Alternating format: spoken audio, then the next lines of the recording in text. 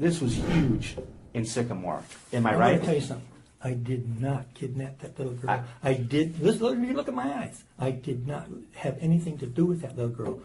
Okay. She was loved in the neighborhood. She was a little Mexican girl with big brown eyes, and she was sweet as could be. Hardly said a word to anybody, and everyone. This is 71-year-old Jack McCullough.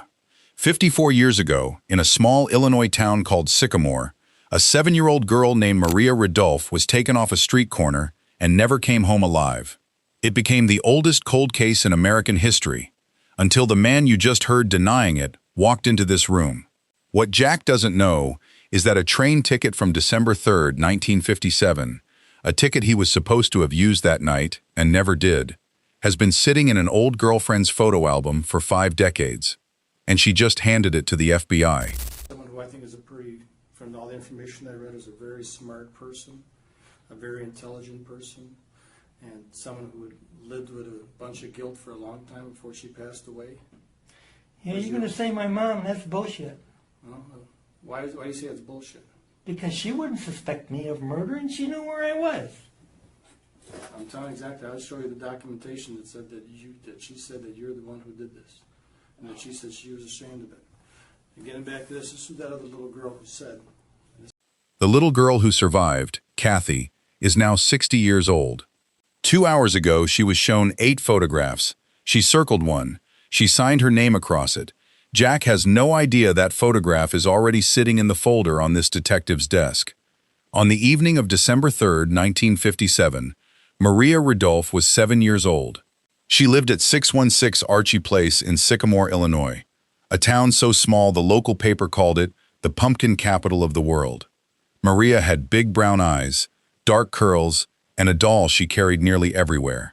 Her best friend Kathy Sigman lived a few doors down. That evening was the first real snow of the winter, and the 2 girls asked their mothers if they could go outside and play piggyback rides on the corner of Archie and Center Cross Street. Maria's mother told her to be back by 6. She would never come home. At about 5:45, a young man walked up to the 2 little girls. He was tall in his late teens with blonde hair, blue eyes, and a small gap between his front teeth. He was wearing a striped sweater. He asked them if they wanted a piggyback ride. He gave Maria a ride first and told them his name was Johnny. Kathy ran home to grab her mittens. When she came back, Johnny and Maria were gone. 2 blocks away, in a modest house at 227 Center Cross Street, lived an 18-year-old boy the entire neighborhood called Johnny. His real name was John Tessier. 54 years later, he would be sitting in a police station in Seattle under the name Jack McCullough. Maria's disappearance became the largest missing persons investigation the state of Illinois had ever launched. J. Edgar Hoover made it a personal FBI priority. 200 agents flooded Sycamore. President Eisenhower requested daily briefings. 4 months later, in April 1958, 2 mushroom hunters found Maria's body in a wooded area 120 miles away, near the Wisconsin border. She had been strangled. Her small striped dress had been pulled up. The case was investigated for a year, then a decade, then 30 years, and then it went cold. Every suspect was cleared, including one 18-year-old neighborhood boy who had told the FBI he'd been in Chicago at a military induction center on the day Maria vanished, a boy named John Tessier.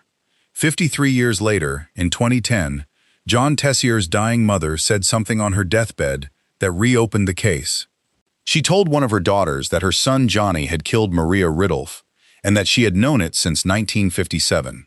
John Tessier, who now lived in Seattle under the name Jack McCullough, had spent his life as a security guard, a former police officer, a former Army captain. He had no idea his family had been talking to Illinois State Police. He had no idea an old girlfriend had kept an unused train ticket for 50 years. He had no idea that Kathy Sigman was alive, 60 years old, and had just picked him out of a photo lineup. What you are about to see is what happened on the day the Seattle Cold Case Squad walked up to Jack McCullough's apartment door and asked him to come down to the station and help them with an old case from Sycamore. The interrogation begins with a booking-in procedure. Jack has driven himself to the police station voluntarily. He is being asked to empty his pockets. He does not know yet that he is not going home. Too much, room, sir? Yeah, damn, I should have the long ones without attached all my keys here. Put the other one around here, let's see. Jack, I need you to empty anything that's in your pockets onto the table here. Take your coat off and put it on the table. Take your jacket on. Don't take anything out of your pockets in your jacket because we're going to just have your jacket on. So, so you want to lift your things and slip your slippers off for just a second. I'll let you keep them. I just want to make sure. Okay. You'll have a chance to just sit in there in a second. Okay, take your jacket off then. Sure you don't want any coffee? You want milk, water? Milk. We don't have milk. I'm going to go to the bathroom soon. Oh, you can go to the bathroom right now. Let's do that right now. By the way, just tell you, this is a police facility here, and everything in here is recorded, just to let you know, okay? I understand. Okay.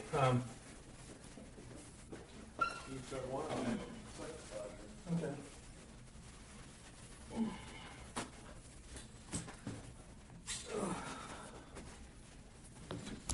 Stand right there. Use the restroom where he's standing there.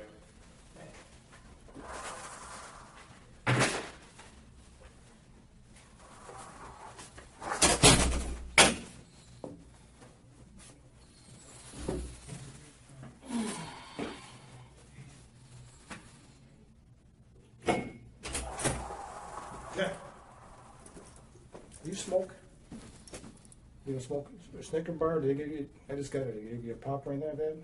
No, they offer me everything. I don't want anything. Good. You don't have, do you take medication or anything like I that? take a lot of medications. I'm a heart patient. You take what kind of medication? A lot. Oh, a lot of medication. Yeah.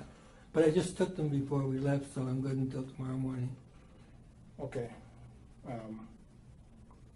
Okay, so you're squared away with that. All right. You asked me about Jack. You asked me about your name, Jack Daniel. Yeah. Why did you ask for that? You called me Jack Daniels Yeah. on the phone. I thought perhaps you thought my last name was Daniels. Oh, no, your middle name. Yeah. Right. You know who I am, right? Well, yeah. You're Oh, you're- Szynski. Right. We went to the door together. Where I was Yeah, talking right. to the doors. Yeah, okay. I was wondering, oh, no, I knew your middle. I was just calling you Jack Daniel as your middle name. Yeah. All right. Sit tight. You sure you need to use a pistol or a sword or anything? I'm good. All right.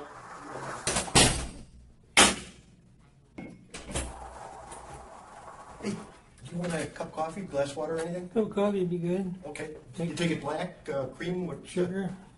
Just sugar or sugar and cream? Cream's good, thanks. Okay. Be right back.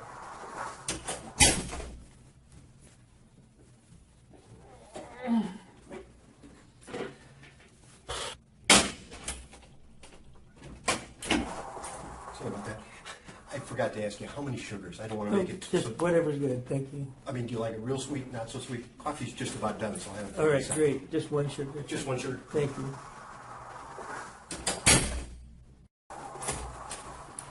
There you go. Sorry about that. Thank you. I'm not the fastest coffee maker in the world, apparently, so... Good job. Thank you. All right. Notice what has just happened. Jack has been offered coffee 3 times, water, a Snickers bar, a bathroom break. He has been treated like a guest. This is deliberate. The detectives are establishing a baseline, a comfortable, cooperative version of Jack, so that when the pressure comes later, they will be able to see the exact moment his behavior changes. Notice something else. When the investigator says the room is being recorded, Jack simply says, "Understand." That single word will be the last relaxed word he offers all night. So, Good job. Thank you. all right. You with me just a minute.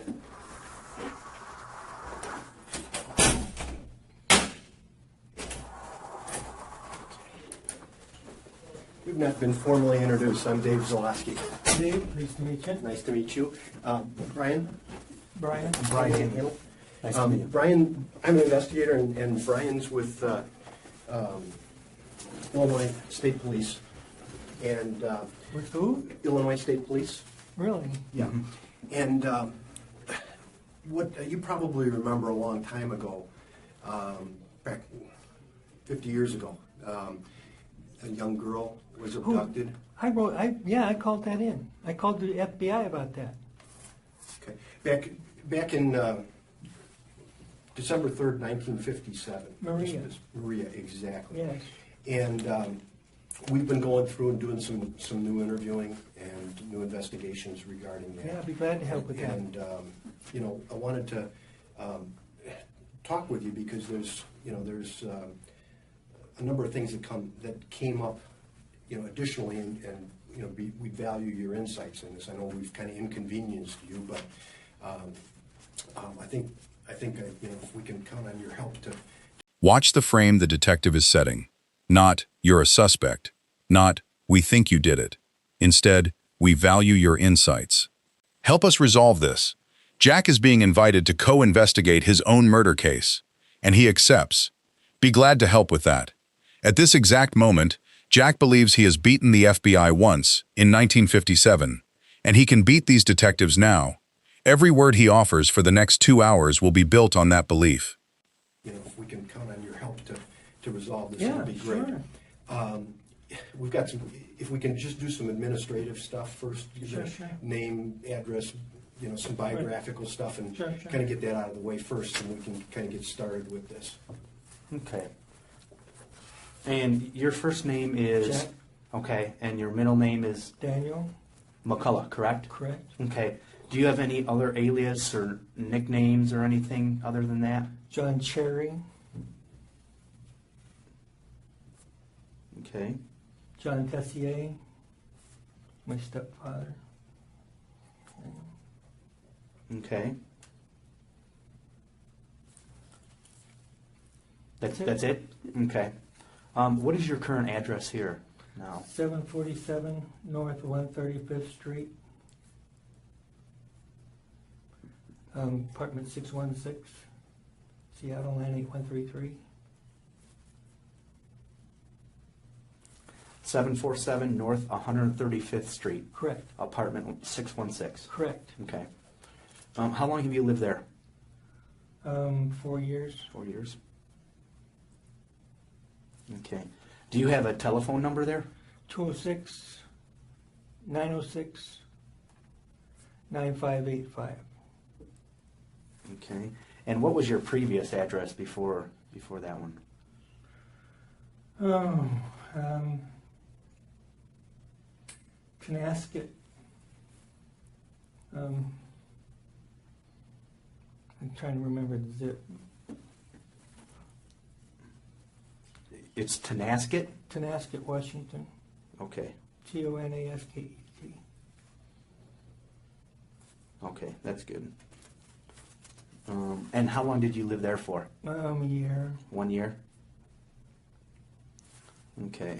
And how tall are you? 5'10", 11, 5'11". And how much do you weigh? 210, And you are how old?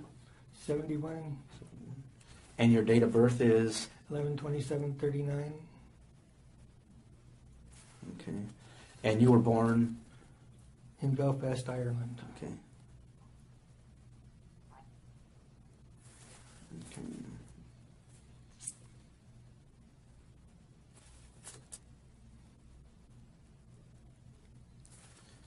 Your color of your eyes are blue? Blue.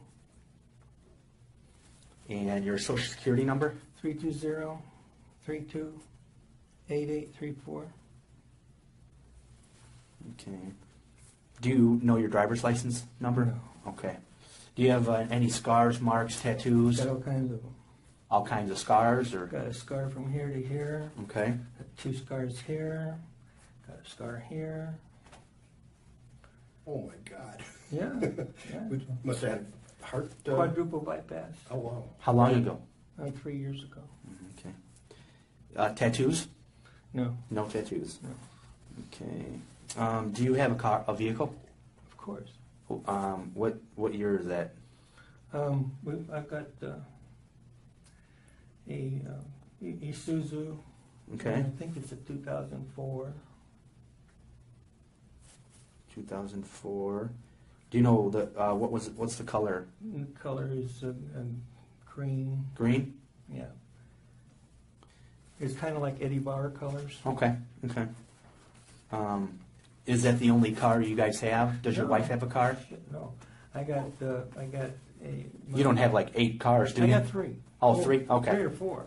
Oh, gee. All right. I got 3 here and 1 in Tonasket.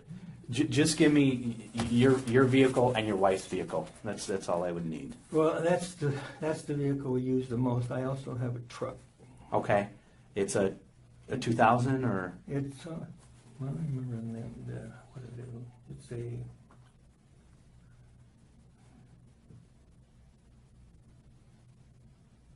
I don't even remember. I got it at auction. Okay.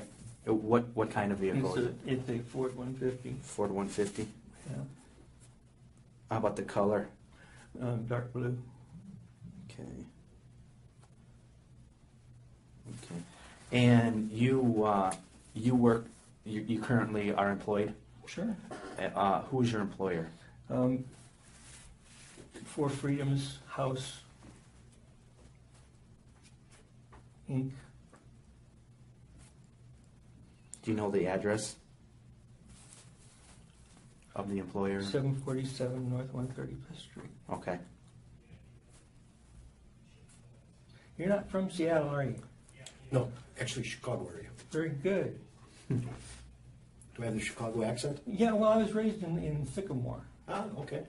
and I got some fun memories. Good. How long have you been a security guard there? Just since August. I quit. So my- almost a year? Yeah, Okay. I quit my job at the Metropolitan where I'd worked for a couple of years to work. Work where you're at where now? I'm at now. Okay, you said that was the Metropolitan? Correct. It's 32-story building on Westlake. What, on West Lake? It's not really on Westlake, but it kind of goes by there. Okay. All right. And you were a security guard there as well, correct? Correct. And how long did you work there for? I just think a couple of years. A couple years? Okay. All right. Okay. You're married. Correct. How many times have you been married? 4? 4? Okay. You don't remember the dates, do you? No. Okay. And the places you don't, and No. you've been divorced 3 times? You're investigating a child, right? You're not investigating me. Right. This is a personal history form. All right. We fill this out for every, everybody. All right, our good. command Yeah. wants us. Bosses. Yeah. Yeah. I just do what I'm told, Yeah. you know? You know why I said you weren't from here? Why is that? You got a tan. Oh, yeah. And there's a joke. What do you call somebody in Seattle with a tan? Stranger. Yeah, actually, I just went fishing, and so I was out on the Oh, lake. did and you? I didn't put sunscreen on. And, Yeah. so, Your wife is Suzanne, correct? Sue. She Susan? goes by Sue. Sue? Okay. Yeah. Do you know her date of birth? Let's see. 4/12/52. And do you know her maiden name?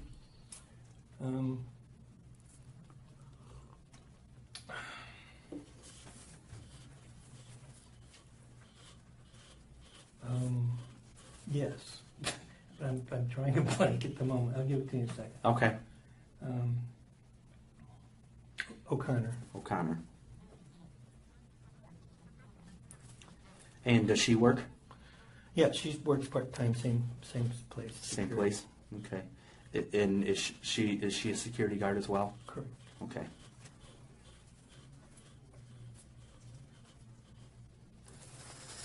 Okay. Are you a registered voter I am. in Republican. King County? In King County, yeah. Okay. In military service? 10 years Army, 4 years Air Force, private to captain. Okay.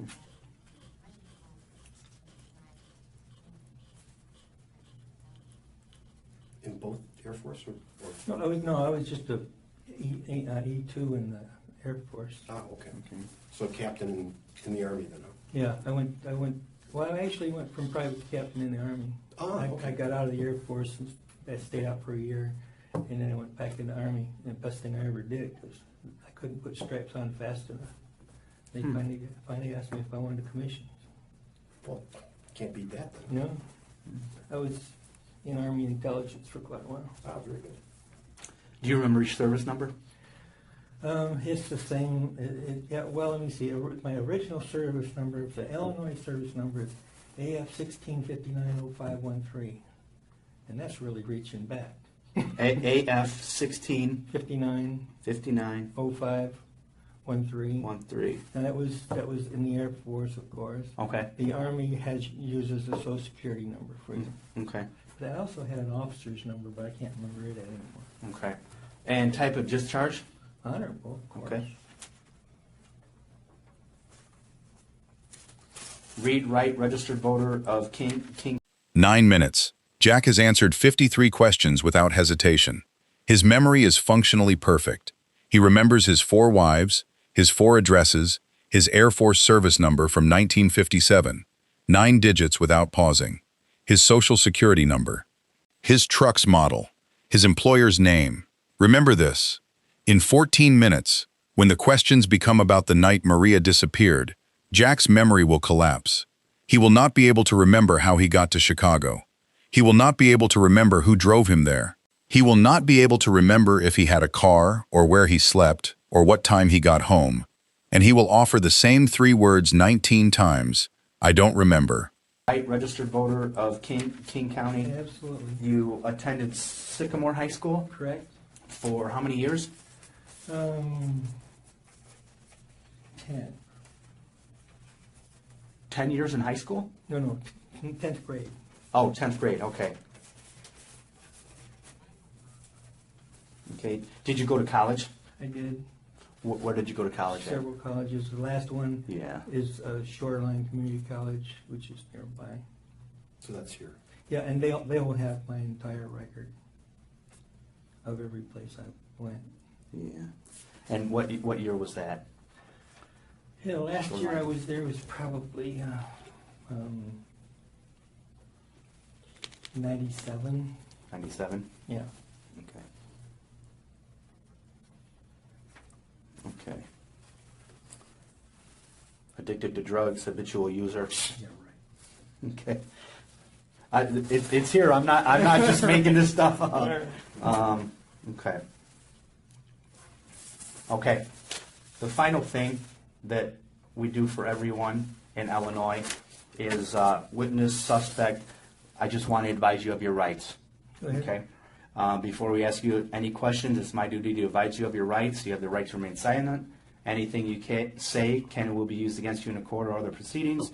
You have the right to talk to a lawyer for advice before we ask you any questions and have him with you during questioning. If you cannot afford a lawyer, one will be appointed to you free of cost before questioning if you wish. And you understand that. That's all good advice. I'm on your side on this. Okay. I'm trying to help you. Right. I mean, like I said, We just Yeah, right. gotta follow the boss's rules. yeah. Right. Right. Okay. Because if the forms ain't filled out, Yeah. Okay, when are you going to get to the good part? When are you going to get to the good part? A man being read his Miranda rights just called them the boring part. Watch how confident he is. This is a man who beat the FBI once.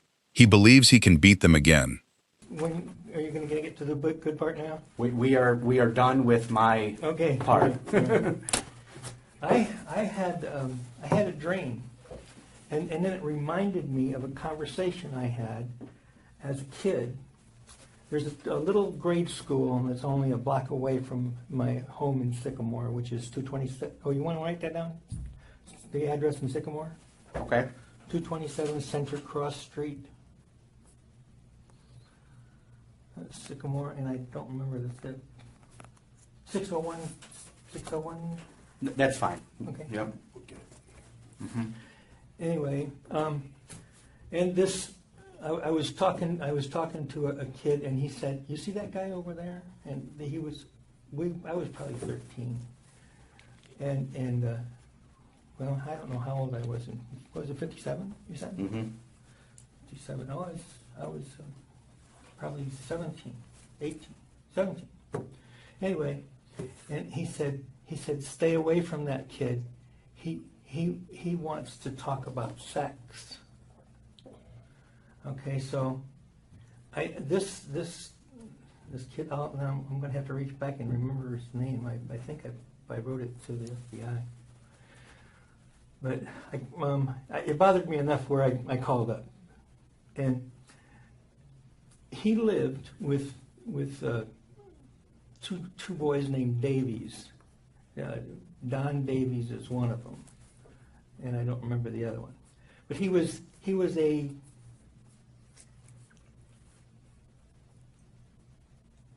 kid they allowed to stay with them.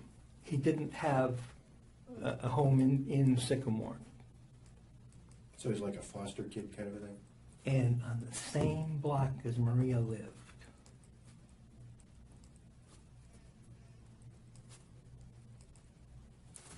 Jack has just, unprompted, offered up his first alternate suspect. Notice the mechanism. He had a dream.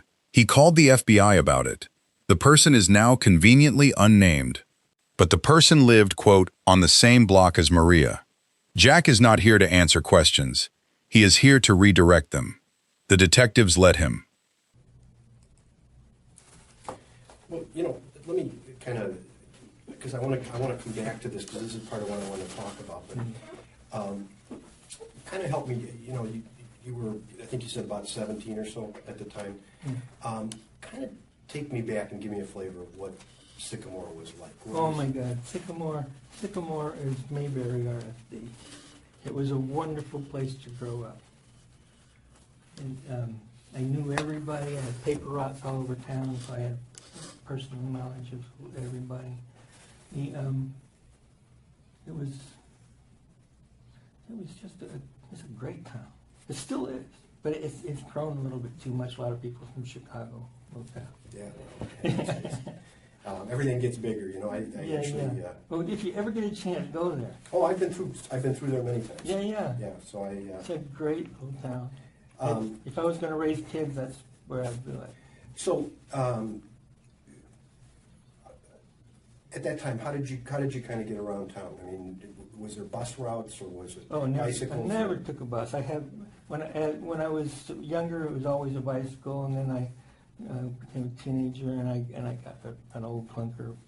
My first car was a '48 Plymouth Coupe.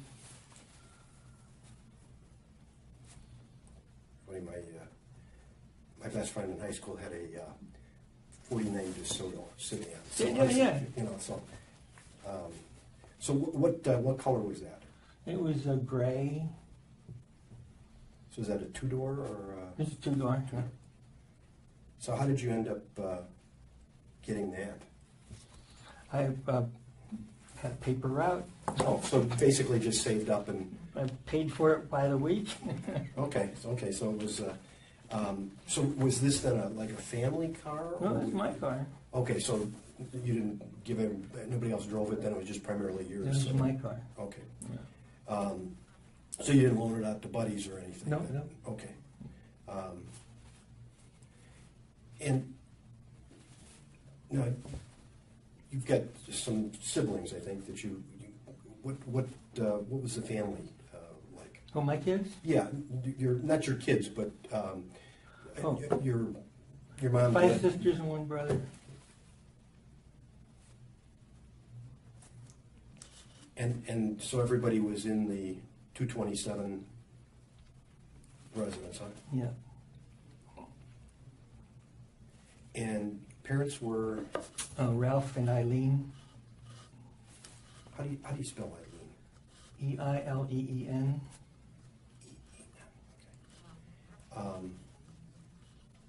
And was he? It seemed like you just said he was a foster, or not a foster, stepdad, Yeah, or correct, something. correct. Stepdad. Okay. Yeah.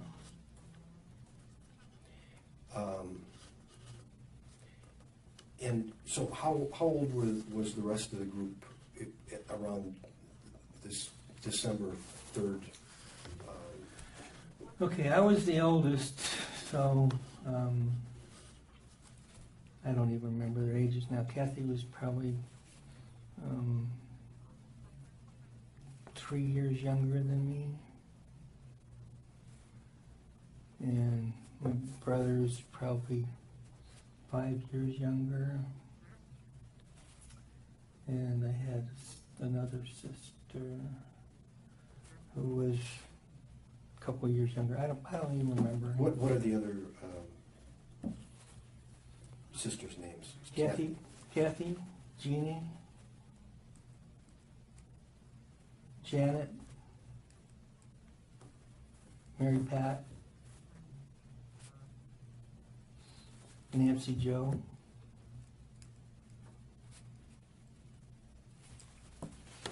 Now, were they Ralph and Eileen's children? Yes. So you're the only step Correct. to Ralph then? Huh? Correct. Okay, gotcha.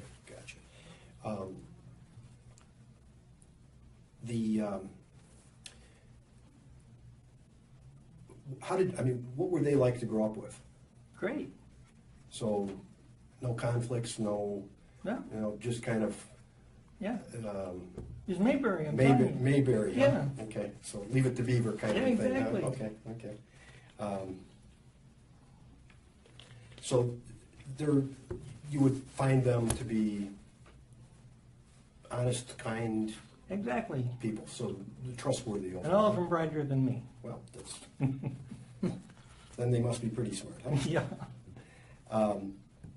Now. Watch this framing choice. Sycamore is Mayberry. His family is Leave It to Beaver. His sisters are, quote, honest, kind, trustworthy. Store that phrase. In 40 minutes, when the detective tells Jack that those same honest, kind, trustworthy sisters have all said Jack was not home the night Maria disappeared, Jack will call them liars. Now, I want to go back to and this to me is kind of a thing. It's kind of like we all remember where we were when President Kennedy was shot or 9/11 happened. Yeah. And this is kind of the 9/11 for Sycamore. I mean, Yeah, okay. anybody who we've talked to who's You're gonna like this. Go ahead. yeah. So tell me kind of what you remember about that. The day Maria was kidnapped, I was in the induction center in Chicago, joining the Air Force. I spent the entire day there, and they have a record of it minute by minute. Well, if one thing the military is good about is keeping records. Huh? Yes. Okay. Requisition this, we need it in triplicate, right? Yeah. I was really pissed. The FBI talked to me back then as a suspect, and they even interrogated me, and is because the suspect that they think took Maria had a green coat, and I had a favorite green jacket at the time. So, I'm sure they asked the neighbors, anybody with a green jacket, and yeah, Jack's got one. So so how did you wind up at the induction center? I don't know how I got there. I may have taken the train,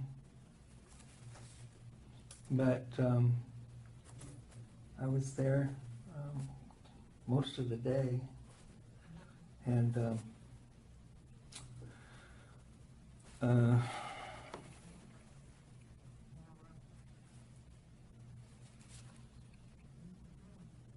and you can check with the FBI because they gave me a lie detector test, and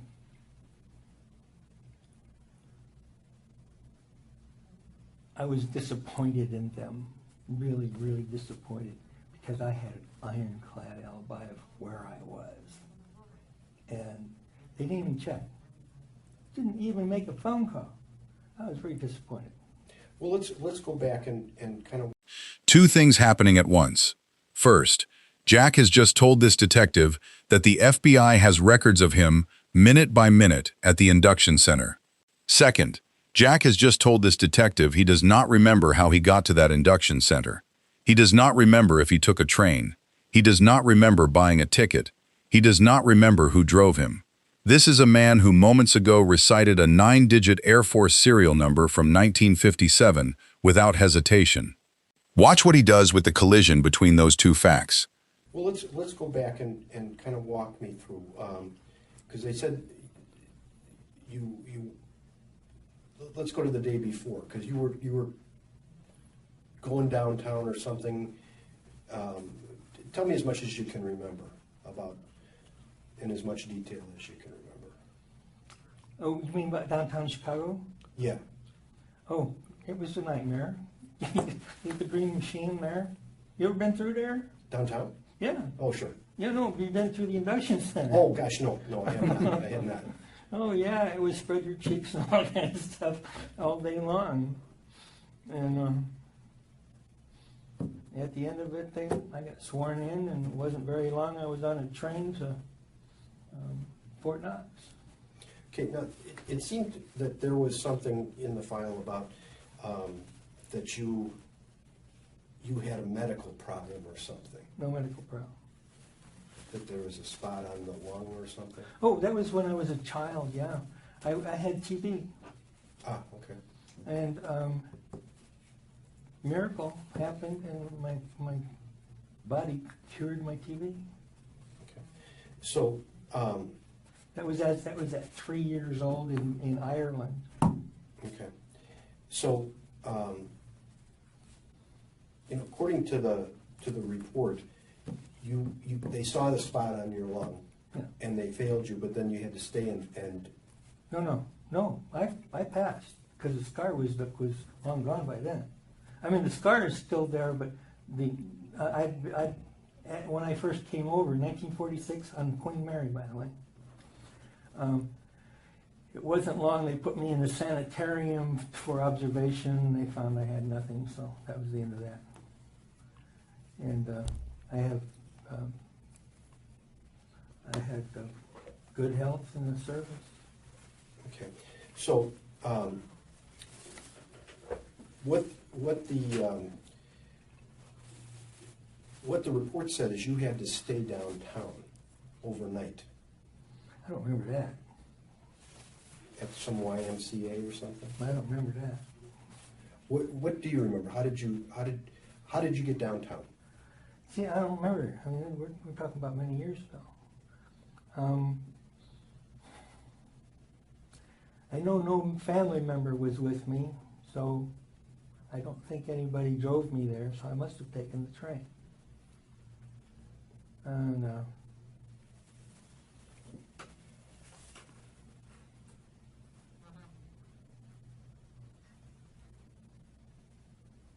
Now, did you have to purchase your own ticket? Did they give you a ticket? don't know. Just don't remember it all. Is it important?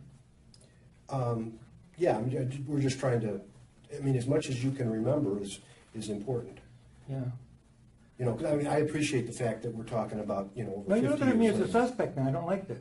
Well, as I told you, there's been some discrepancies in interviews that we're having, and that's why I'm trying to find these things out to try to see what happened, what went on, and whatever. And I'm looking for you to be as candid as you can and be as remember as I'm much trying. as you can. I'm trying, but you're barking up the wrong tree. There's nothing Well, there. I may be barking up the wrong tree, but I'm trying to find out what happened on the day and where you were on the day she disappeared. I already told you. Well, but I I spent want. the entire day in Chicago that day. Okay, but what time did you get home? Because she wasn't abducted at noon, so that doesn't mean anything to me that you were downtown. I don't accept the even fact that know you were when she downtown. was abducted. I assumed it was daytime. So nobody ever told you that? Nobody ever told me. Okay. So what,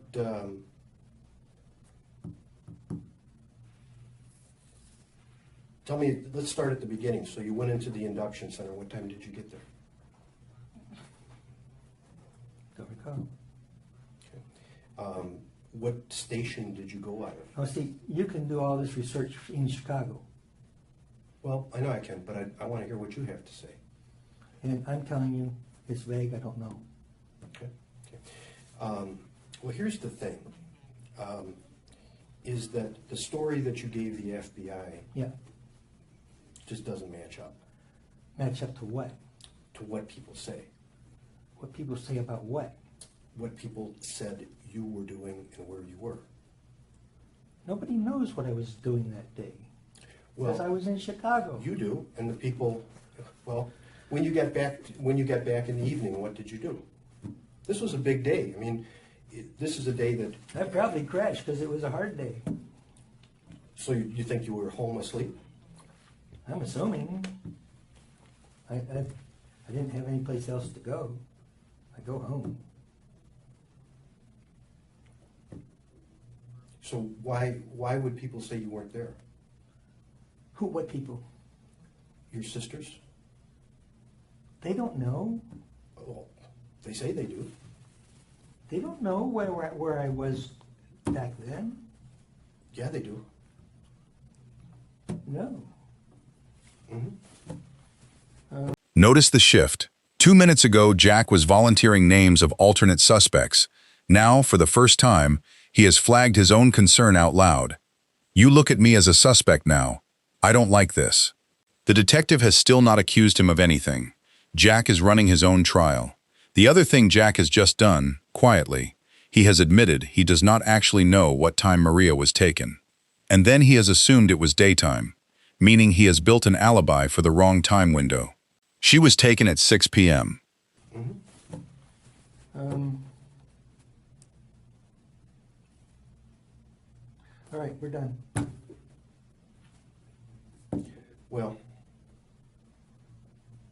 I'm disappointed because here's the thing. You're disappointed that I don't have a memory of it? No, I'm actually, I am disappointed in that because I hoped you would have some explanations. And my sisters think I had anything to do with her abduction? They just said you weren't home Because I was in Chicago. overnight. I don't remember where I stayed. I don't remember how I got home. It's 1957. Mhm. Well, I mean, how about if I tell you what you told the FBI? What do you think I told the FBI? What they put in your report Okay. about the interview that you had. All right. Okay? See if this helps you at all.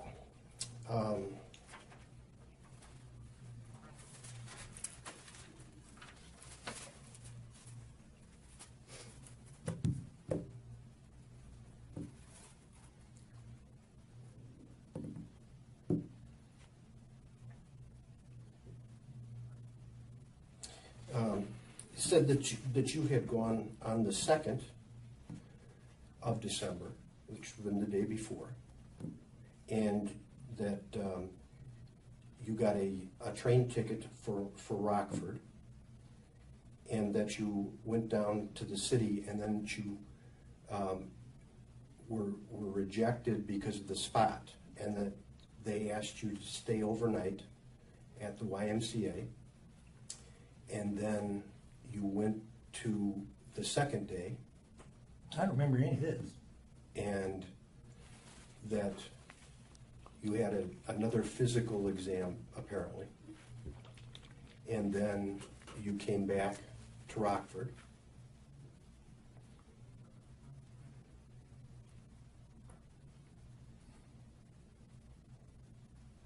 I might have joined in Rockford, but that's just paperwork.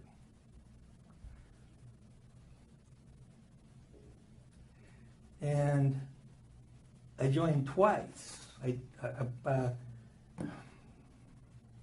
Because I got out for a year and went back. And Rockford wasn't in the first thing at all, I don't think. Rockford was the second time I enlisted, which would have been 1960 or 61. Well, apparently you were delivering stuff to Rockford, to the post office. No recollection of that. Well, that's what you told them, I told who? the FBI. So I'm assuming you didn't lie to them, right? No, but I don't remember anything about this. Okay, but I'm just, I mean, if you lied to them about something, then this is incorrect. If you told them the truth about that, then the information that they have in their report should accurately reflect what you told them. Would that be correct then? If you've got any kind of documentation from back then, great. But I don't remember any of it. Okay, so the story that you told the FBI was that you got, on December 3rd, you went to some burlesque shows after you left the green machine or whatever you called it, and then took a train back to Rockford at 5 o'clock, and it got you in about 8:30. Or not 8:30. Sounds reasonable. Okay, I mean, do you Back, remember? back to where? To Rockford. Why would I go for Rockford when I live in Sycamore? I don't know. That's where you claim to have been. The only attachment I had to Rockford, besides marrying my wife from there, was the induction center was there. Not the induction, but the what do you call it? Recruiting office? The recruiting office was there. Okay. I went with a buddy. He wanted to join the service, and it's funny. Let me tell you this quick story. Hmm?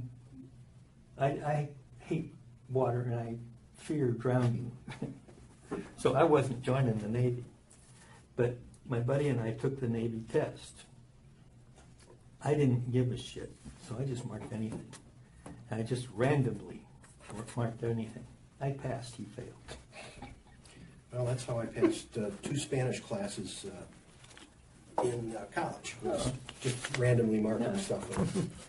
Didn't work for me. I took first year Latin twice. So the story that you tell the FBI is that you go down on the 2nd, you fail because of this spot, so they talk to the recruiter and they re-examine you on the 3rd, and then you finish that, and then you go to a burlesque house or a couple of burlesque houses. Don't remember anything like that.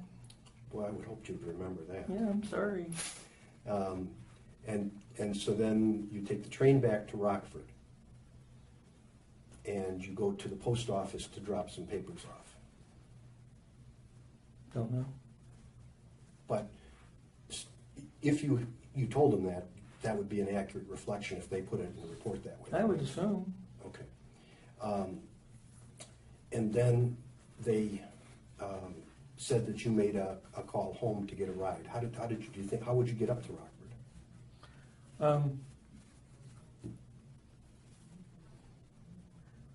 Don't know if I had my car then. I think I sold it. So Dad would have probably come and got me. Okay, so how would you got up there? From in what time frame? What Well, day? on the 2nd. On the 2nd? Maybe with the buddy that we went to the different places with. So who do you think that might have been? Oh, no idea. Well, who did you hang around back then? I don't even think he was a friend of mine. I think he was just along. So who would he have been? I have no idea. Then how do you know you don't have a relationship with him? Because I have no idea. I see. So then they say that you went and had coffee and a piece of pie. Why would I tell him shit like that? That doesn't mean I don't know. I wasn't there. I'm just going by what you Yeah, told right. them. Okay, we're going to go back and say, you're saying they said, because I don't know it.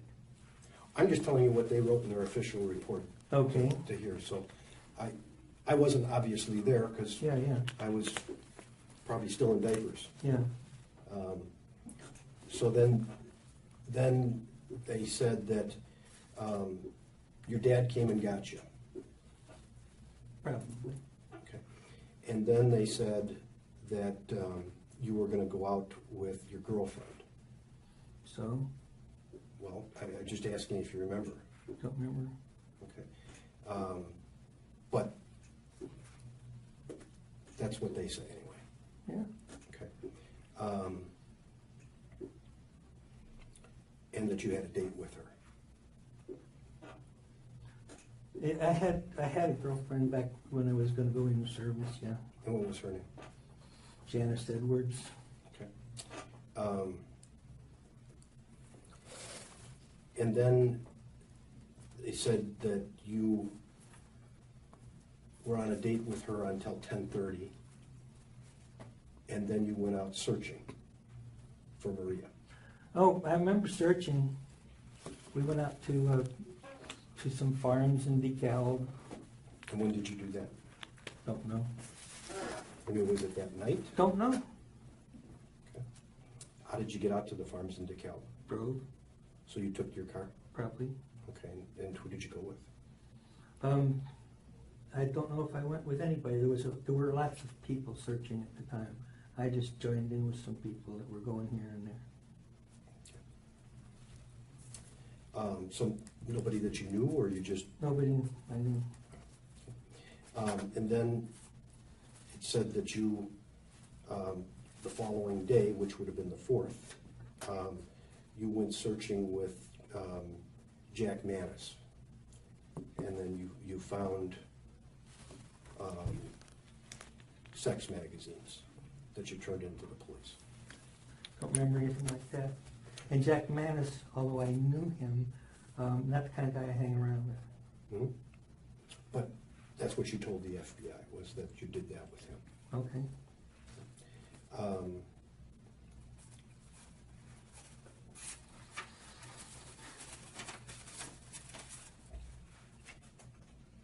So Jack has now used the phrase, "I don't remember," or a variant of it, 15 separate times.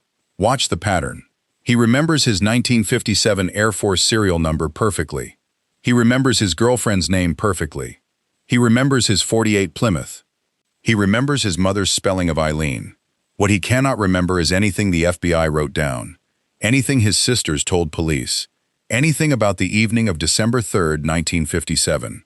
The FBI's own report is now, in Jack's mouth, something someone else wrote, something that must have been made up.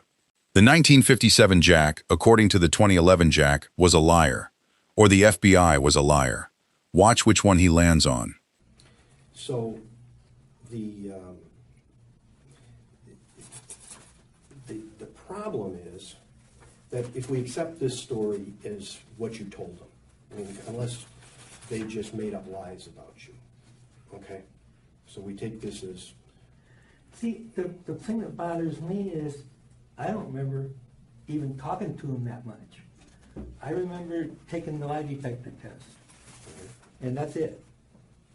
There was a guy that was assigned to me, and he drove me around a lot. He drove me around town and asked me if I had any ideas about different people that they may be looking at, or if I had any ideas who might know anything. And he was a really nice guy too. I really liked him. But after they did the lie detector test, they let me go and didn't bother me anymore. Okay. So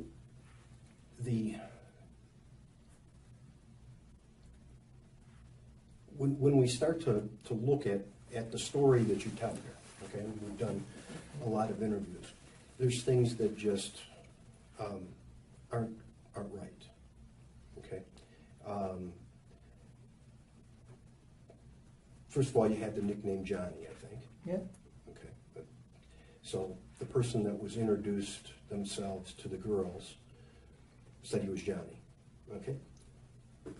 Who knows? Okay. The description of the person matches you down to the gap in the teeth. Yeah, that's really was surprising. Yeah, well, I'm sure, but that's what they height, the weight. See, but that was my neighborhood. Everybody knew me. So if they had seen me on the street, Maria's parents knew me. I used to play with their daughters in the backyard. See, and that's, well, the description isn't coming from Maria, though. It's No, coming she was from Kathy. kidnapped. Right. It's coming from Kathy, the other girl that was there. So she described somebody who looked remarkably like you and had the gap in the teeth, the same color hair.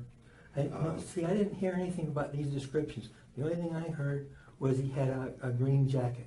Well, actually, it was a sweater that was the description. All right, I don't have a And- green sweater, I and- had a jacket.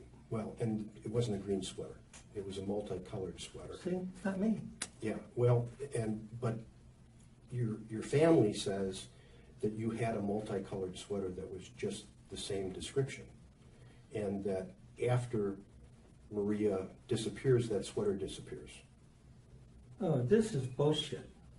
Well, that's why I want to sit and talk to you about it. I mean, it might This be is bullshit, bullshit. but Number one, I don't ever remember a multicolored sweater. My favorite jacket was a fuzzy green jacket which I bought myself. My favorite shirt at the time was a blue silk shirt, kind of shiny. And well, this apparently was a sweater that you wore all the time, and then nobody in the family saw it after Maria disappeared. so there's no records in Chicago at the induction center. Oh, I'm not even questioning the induction center. We're talking about in Sycamore is what I'm talking about now. Yeah. I accept the fact you were in the induction center. Absolutely, you were there. Absolutely. Okay, I don't doubt that for a All second. right. Okay, but now we're talking about the evening of the 3rd, because she isn't taken till 6 p.m. So what happens on the See, I didn't 2nd even know and what that. happens all day long, and on the 3rd downtown in the induction center is really I irrelevant. didn't even know that. Yeah. And I didn't hear until years later that some mushroom hunters found her somewhere down south. Mhm. So here's the other issues. Let me just go through it. I want to tell you what you said and then what everybody else says, just to be fair to you. Yeah. Okay. So that you call your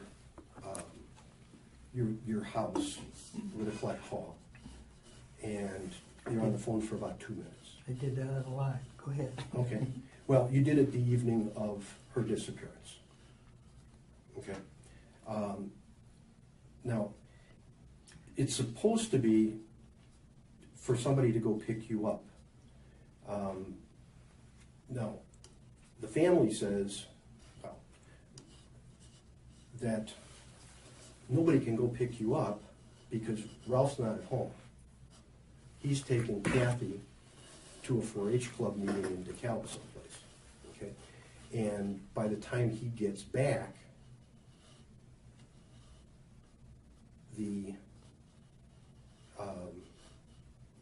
it's like 8:30, 20 to 9, because the police have already been contacted. There's squad cars all over the place. Everybody's looking for Maria, who's gone. Yeah. Okay. But you tell the FBI that your dad picks you up at 8 o'clock. But he can't, because he's running your sister back and forth from this. This is all so wet because who knows about what time exactly you do anything. I was a kid. Well, we know for sure that she had this. We know what time the police were contacted. We know what time they arrived. So for her to see all these cars and ask what happened, it already has to be done. So at this point, it's 8:30, 20 to 9. Now you, in your statement to the FBI, claim that you're back in town at 9:20. So Well, it's a half an hour drive to Rockford. okay. But you also say that you're going out on a date with Jan. And Jan says, we didn't go out on a date.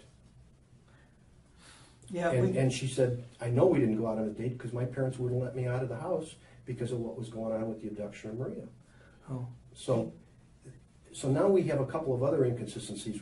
Why are you telling people you went on a date when you couldn't have gone on a date? Who said I couldn't have gone on a date? Well, Jan says. She says her parents wouldn't let her out of the house. You weren't there. So, I mean, that's. I'm just telling you. Okay? Yeah. I mean, it's just, I can only go by what you told the FBI. I don't even remember any of this. Okay. How does that make me a suspect? A question Jack will regret asking, because the detective is about to answer it, item by item, and the answer will run for 8 uninterrupted minutes. Remember any of this? Okay. Well, I'm telling you what the FBI wrote and Okay. what they said. And So how does that make me a suspect? well, let's review. Your name is Johnny. Yeah. The guy who took him says his name is Johnny. Really? Yeah. His description, including the gap in the teeth, looks just like you. We've got a sweater that matches what she describes the guy was There's wearing. a car description, isn't there? Oh, we'll come to that. All right. Okay. But that sweater disappears. Yeah. You say your dad picks you up, Ralph, and yet Ralph can't be picking you up because he's taking care of your sister, running her back and forth.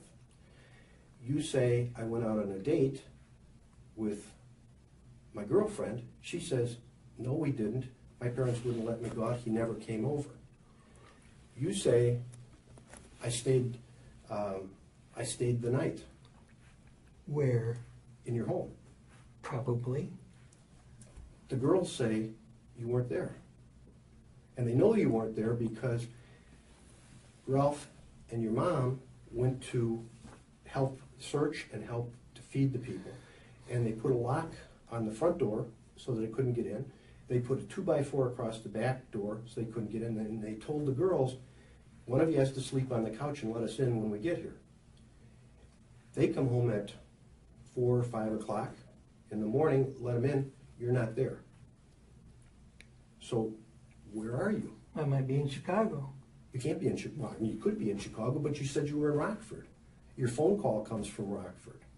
So you can't be in Chicago if the phone call collect is from Rockford.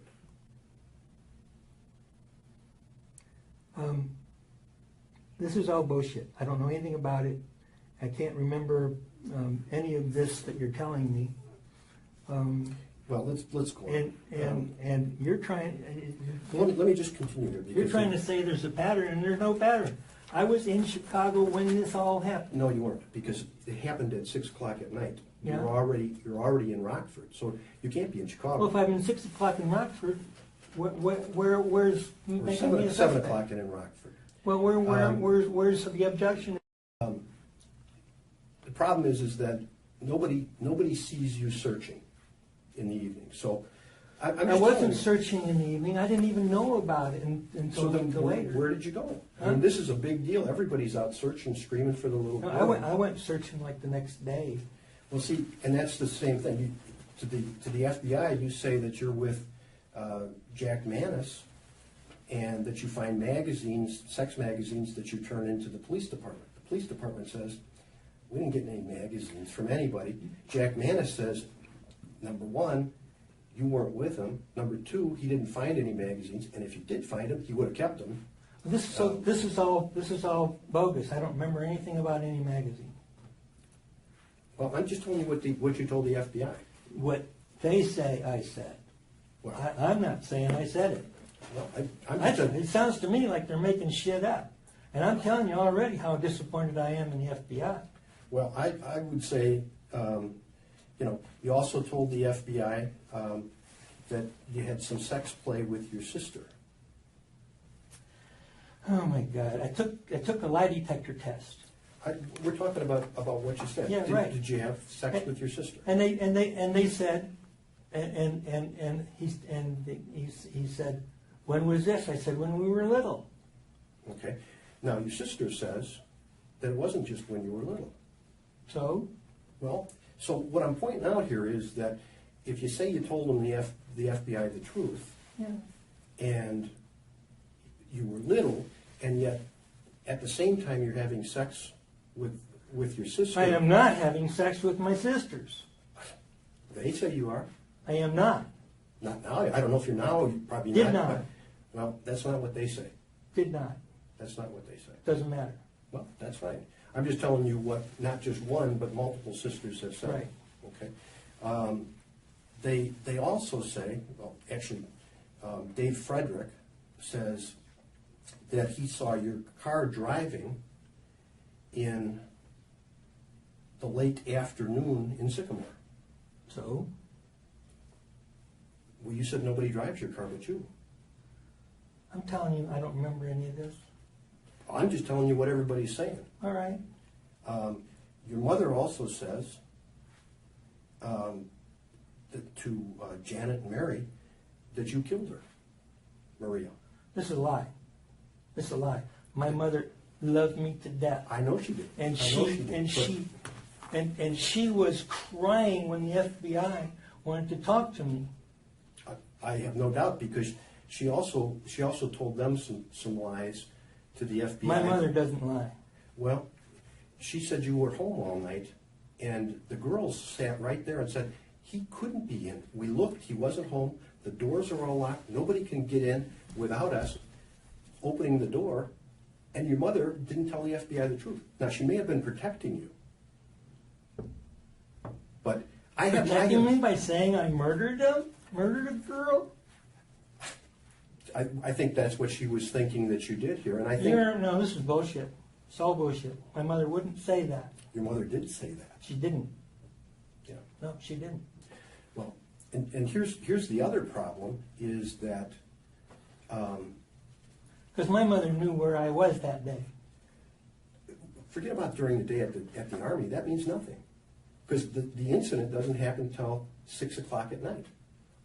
I agree with you. I absolutely 100%, absolutely 100% agree that you were down in the city having a physical.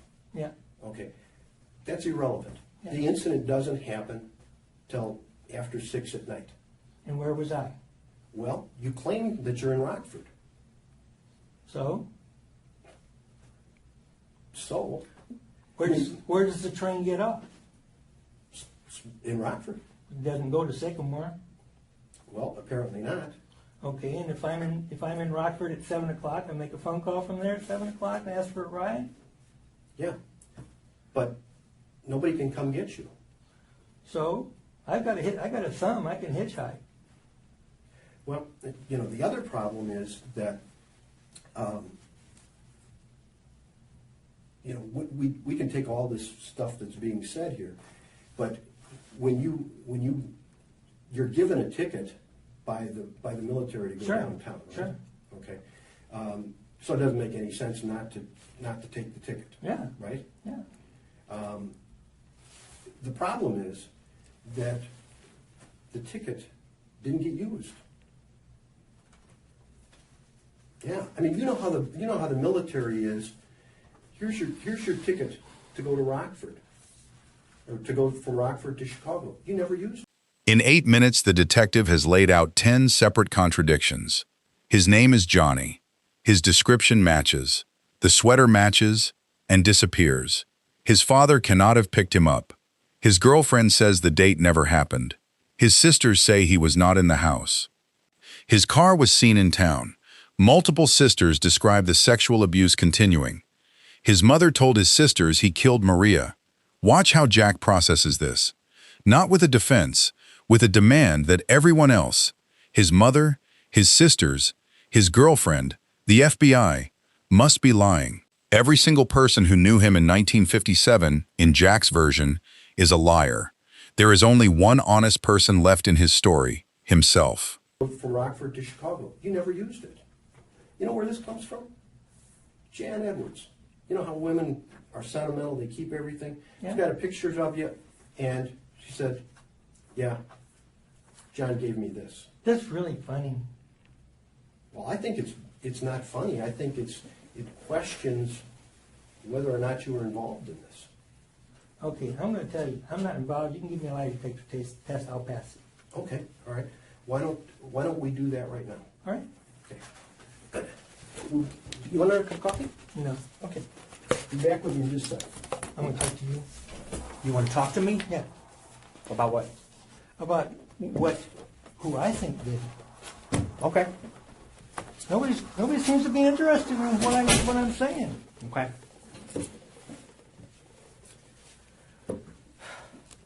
I may have to contact you again when I come up with a name, because I'll give you my business card. it's in here. Great. Okay. But this kid that lived with the Davies. Now, the Davies lived on the same side of the street as Maria, 2 blocks up. They lived right across the street from this little grade school. And God, I'm trying to remember. Anyway, years later, it just kind of dawned on me, this guy would have been perfect. He was about my height. He looked something like me. Mm-hmm. You said what was his name? I'm trying to think of it. Oh, But it's not coming to you. It's not coming to me. Okay. But I when I called the FBI, I gave them the name. So they should have it. They should have it. Okay. Anyway, this guy did look something like me, and I don't know if he had a gap in his teeth, but he was weird. And How do you know that? this kid told me, and I observed. Okay. So you don't know that firsthand I that don't he's know. weird? I Like, what's weird? okay, not normal. You observed this, or Yes. this is what this I other observed- boy? This is what I observed. Okay. I'd seen him around the neighborhood a few times, and I didn't like him, so I didn't have any kind of a relationship or conversation even with him. But I remember him that day on a school ground, and one of the kids telling me, if I knew that guy, and I said I knew him, and he wasn't standing very far from me, and he said, he talks about sex and like little kid stuff, you know, and stay away from him. So I just recorded that and then promptly forgot it until years later. Mm-hmm. But you understand what Dave is talking about, correct? I mean, you know, some things happen, and you understand that? I don't know. What are you talking about? No. Well, the inconsistencies and whatnot, and you know. Yeah, you can find anything from anything, Okay. and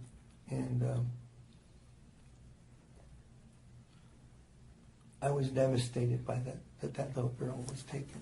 Mm-hmm. Would there be a reason why your mom would say something like that? There is no reason why. She said, I don't believe it. That's what it was said. My mother loved me. You guys were close, you and your we mother. were very close. Mm-hmm. You loved her. Absolutely. She loved you. I adored her. Mm-hmm.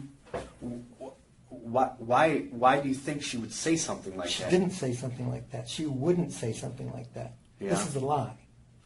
Who do you think's lying? Whoever's talking. Okay. Do you talk to your family members now? No. No? Why? I mean, you guys are brothers and sisters, grew up together. We've all just grown apart. Just grown apart? Yeah. Why'd you move out to Seattle? I was in the military here. Okay. You didn't want to move back to Sycamore? God, no. Why? Take It's Mayberry. Take a look around. It's Mayberry. Take a look around. How many mountains you got in Illinois? None. You got one hill, 150 feet tall, Starved Rock. Mm-hmm. That's it. Okay. And we got everything here. We got wonderful, beautiful weather. Yeah. We got the mountains. We got the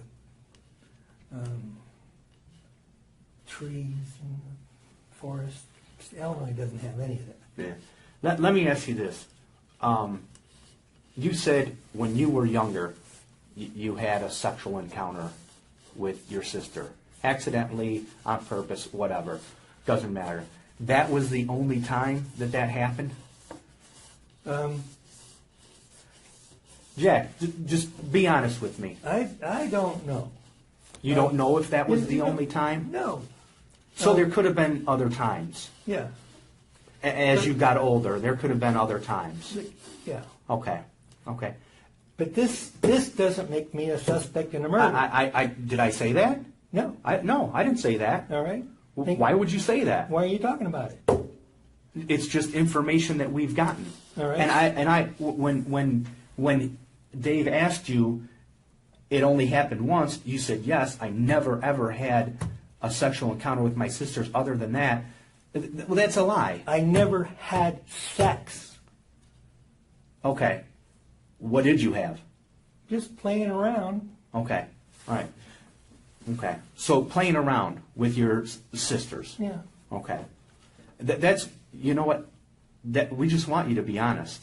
You know. Yeah. And when Dave asked you that, he said sex. Okay. Well, I mean, you know what we mean. No, I don't. Okay. I'm not going to assume anything, and you guys shouldn't be assuming things either. Right, exactly. But why didn't you clear that up when Dave? No, I didn't have sex. We played around. We screwed around. But you said, no, I did not have sex. You know, we just want you to be honest. You know, it'll make it a lot What's easier it got for to you. do with this and me. little girl? It's just a background of your childhood and your life. We've talked to people. We've talked to people. The questions that we ask you, we know the answers. You think you know the answer? Well, I Because bet everything he's saying to me is, I don't have a recollection of any of it. Well, it's funny because you have a recollection of some things, a strong recollection of some things, Yeah. but then you can't remember other things, Yeah. you know. And like you said, this is like 9/11, Kennedy. I mean, this was huge in Sycamore. Am I I'm right? going to tell you something.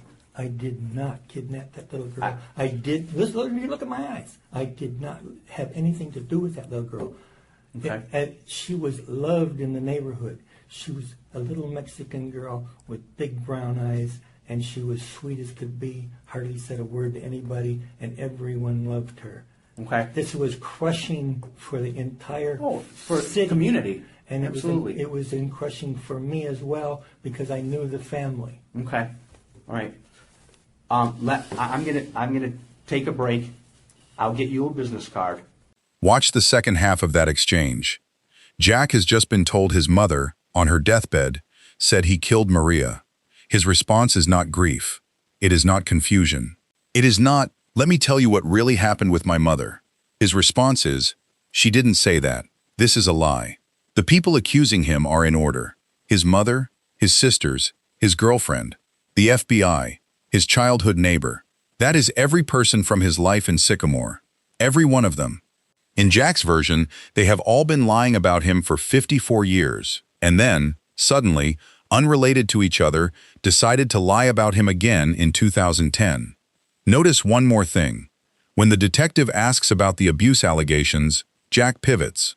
This doesn't make me a suspect in a murder. Nobody asked. He is now, in his own defense, telling the detective what he is a suspect for. I'll get you a business card before this is all done. Yeah, okay. And I'll call you as soon as I remember that name. okay. I will But be. that's who you should be looking at. Well, as soon as you give me a name, I can't look for No, somebody. yes, you can. I gave you a name, Don Davies. You go talk to Don Davies. Ask him who the guy was that lived with them. Who the guy was that lived with him. Yes. So Don Davies isn't the strange dude. No. Okay. Don Davies. He's a tough guy. Tough guy? Oh yeah. Okay. And everybody was afraid of him because he was a tough guy. Mm-hmm. His brother, I don't remember his brother's name. His brother's younger. But this person lived with them. This This person lived with them for a while. Yeah. that you can't remember his name. And the only no, I can't remember it now. Okay. But I did remember it when I called the FBI, and I gave them the name at that time. It's just I'm not recalling it now. But I will call you when I remember that name, Okay. And that's who you should be looking at. Okay. Do you need to use the restroom at all or Yeah. anything? Yes? Okay.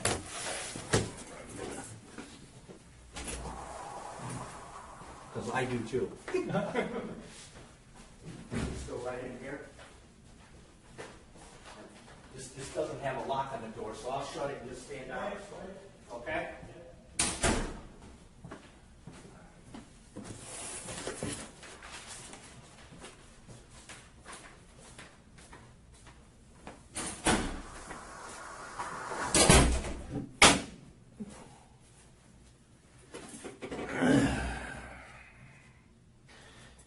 If there's anybody back there, tell the officer to come back. I remember the name. All right, you're on recording. Brooks is the name. Brooks.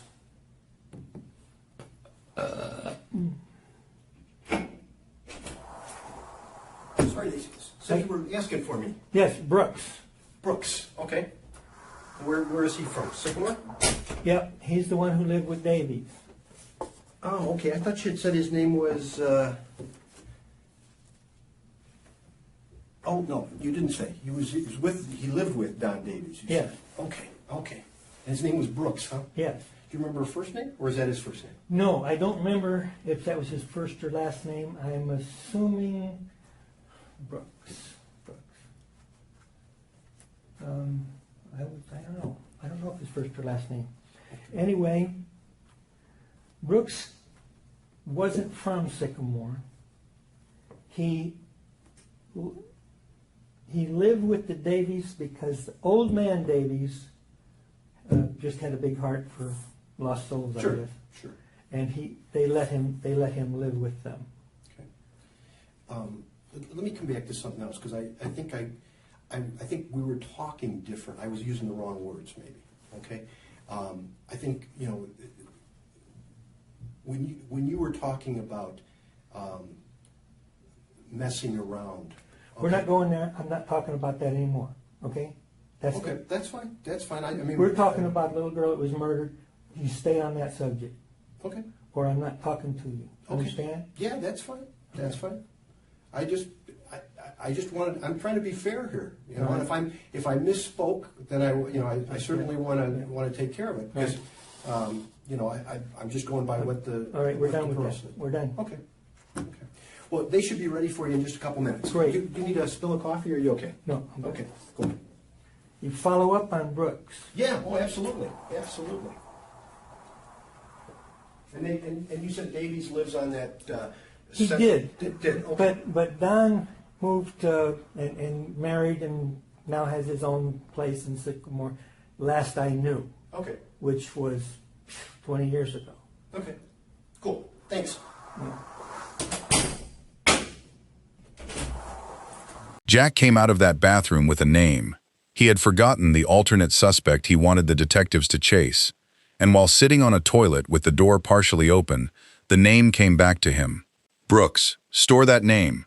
When the Seattle cold case detective comes into the room in 20 minutes, this name will be one of the first things Jack tries to hand him. Hey, Jim, we're ready to go ahead and start with the... Okay. I need one of those officers right away. I got the name. Okay, well, I'll go find them. Let's All go right. right now. Thanks.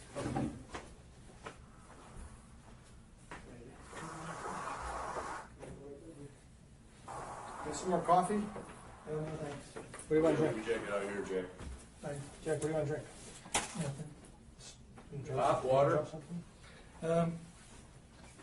Yeah, maybe water. Bottle of water? Water's good, thanks. You don't eat candy bars or nothing like that? No, I'm good.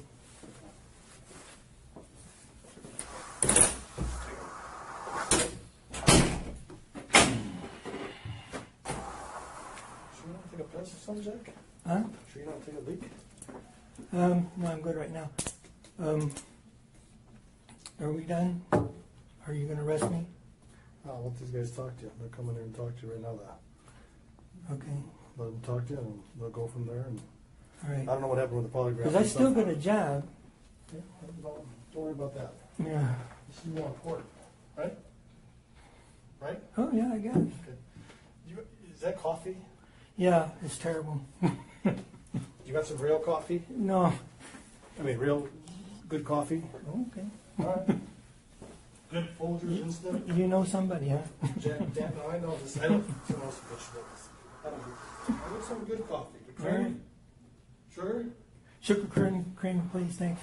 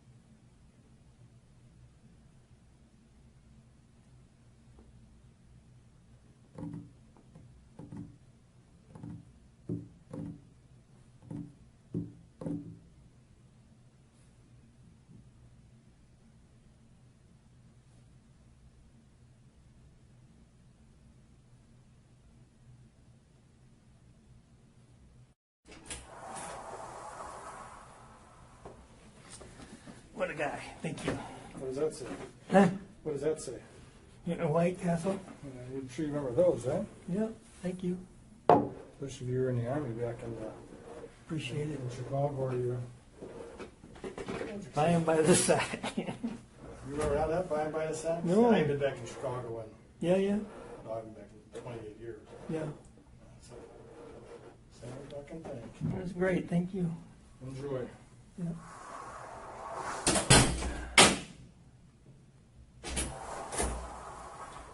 So that didn't go too good, huh? Yeah. Yeah, well, that's all right. Are you guys gonna arrest me? Quite honestly, I haven't made a decision yet, because I've got some issues with this that I can't resolve Okay. without you. Okay. And so, what I wanted to do was, have you again kind of think through, because again, I appreciate the fact that we're talking a long time ago, okay?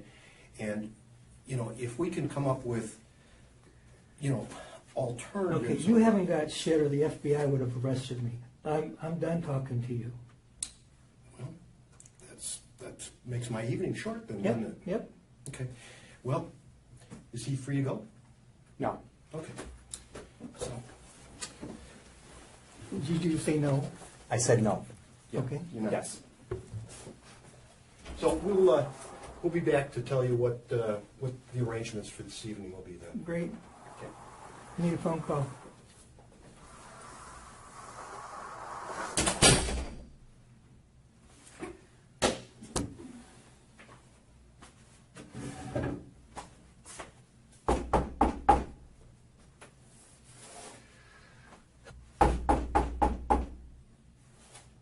Hey, you need to go to the restroom? Yes, sir. Come on. Come on. Somebody's already reached to it. Someone's drinking coffee and eating it. Coffee for you. Okay, those guys either gotta arrest me or let me go. Yeah. I'll come back and tell you about it in 1 minute. I was just asking that. I'm gonna come back and talk to you. Thanks. All right? All right.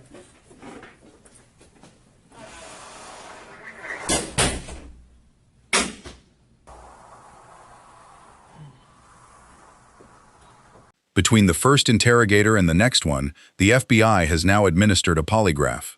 Jack has been told nothing about how it went. He is about to meet the Seattle cold case detective, who has been reviewing his file for a year. Watch what Jack asks him first.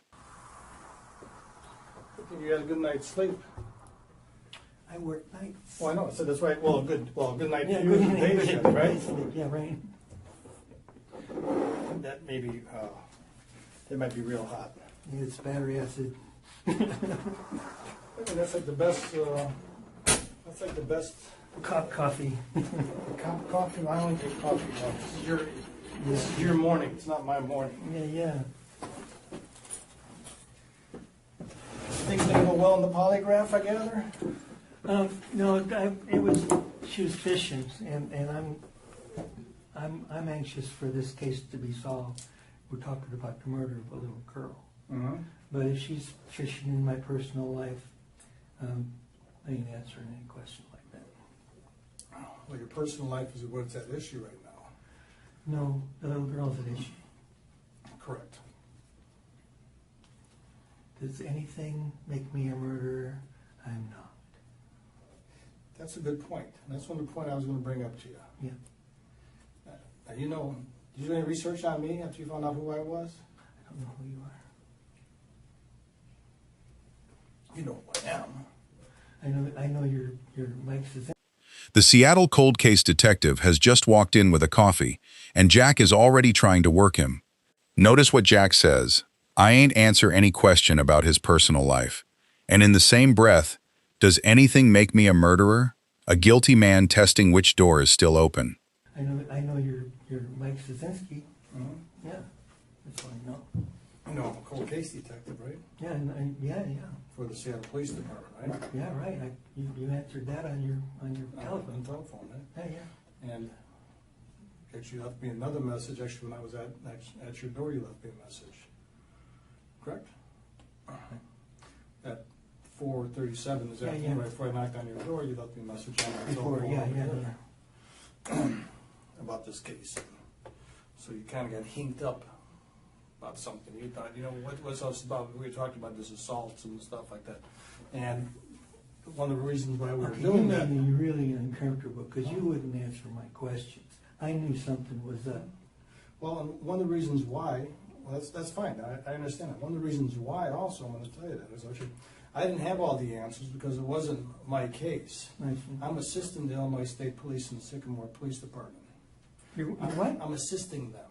Okay. Okay? Yeah. This happened in their jurisdiction, but I'm assisting them. Answer me this first. Go ahead. Why would I call the FBI with a name that came to me in the middle of the night? What name was that came to me tonight? Oh, that I hope the hell they look at it. Don Davies and Ken Davies and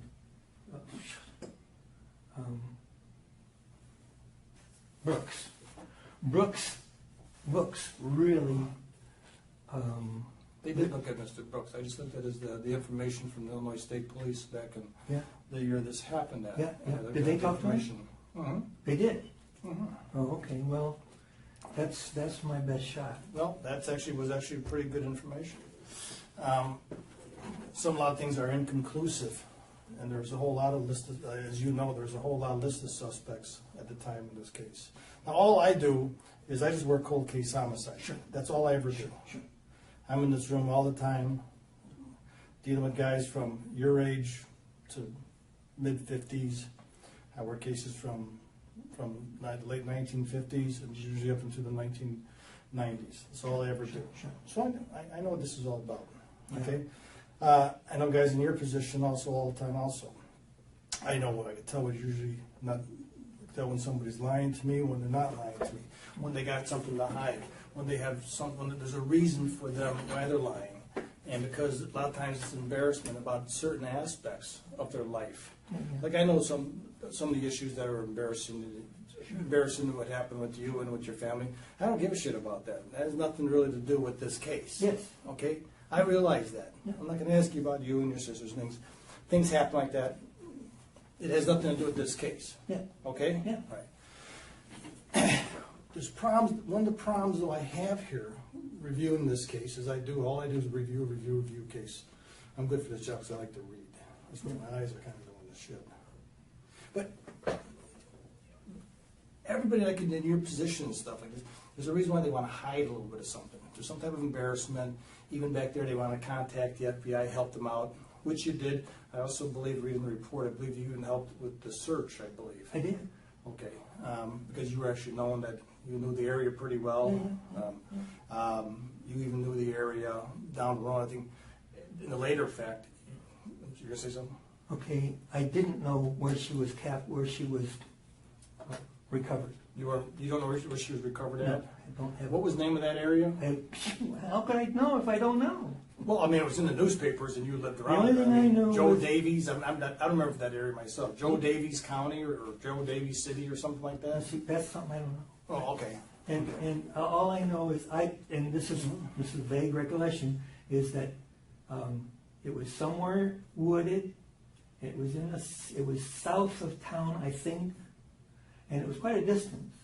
Quite a distance from, Sycamore, okay, and that's just I'm getting from the newspaper. okay. And I'm sure you got it from the newspaper from talking to other people too, right? Yeah. And the people who found her were supposedly mushroom hunting, but the article in the paper said they didn't believe their story because it wasn't a mushroom season. Okay, mushroom season comes usually in the early spring, anywhere from early spring to late spring. Like right now, it's getting mushroom season, I believe. Yeah. From looking at my grass, sometimes I believe, and once again, I say what I recall from the case. In some parts of the case, you'll know more about than I do, but it's also one of the things I recall. I think she was found like in April or something. Am I right? I don't know. Okay, but you're saying it was far See, from. 'cause I was in the service then, and When she was found, you were in the service. yes. Okay. When she was found, you were in the service. Yeah. Okay. And obviously, back in the time, they didn't do polygraphs in the military like they do now and stuff and all that kind of stuff. No, the FBI gave me a mark. Oh no! But I meant for the military. Yeah. Yeah. And you said she was far away from the. She was found far away in this. And I know. I'm telling you, I know she was found in that other county somewhere. And so, what's the only way she could have gotten there?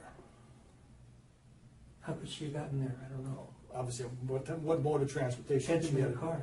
It had to been a car or a truck or something like that. Yeah. I mean, because it was that type of distance.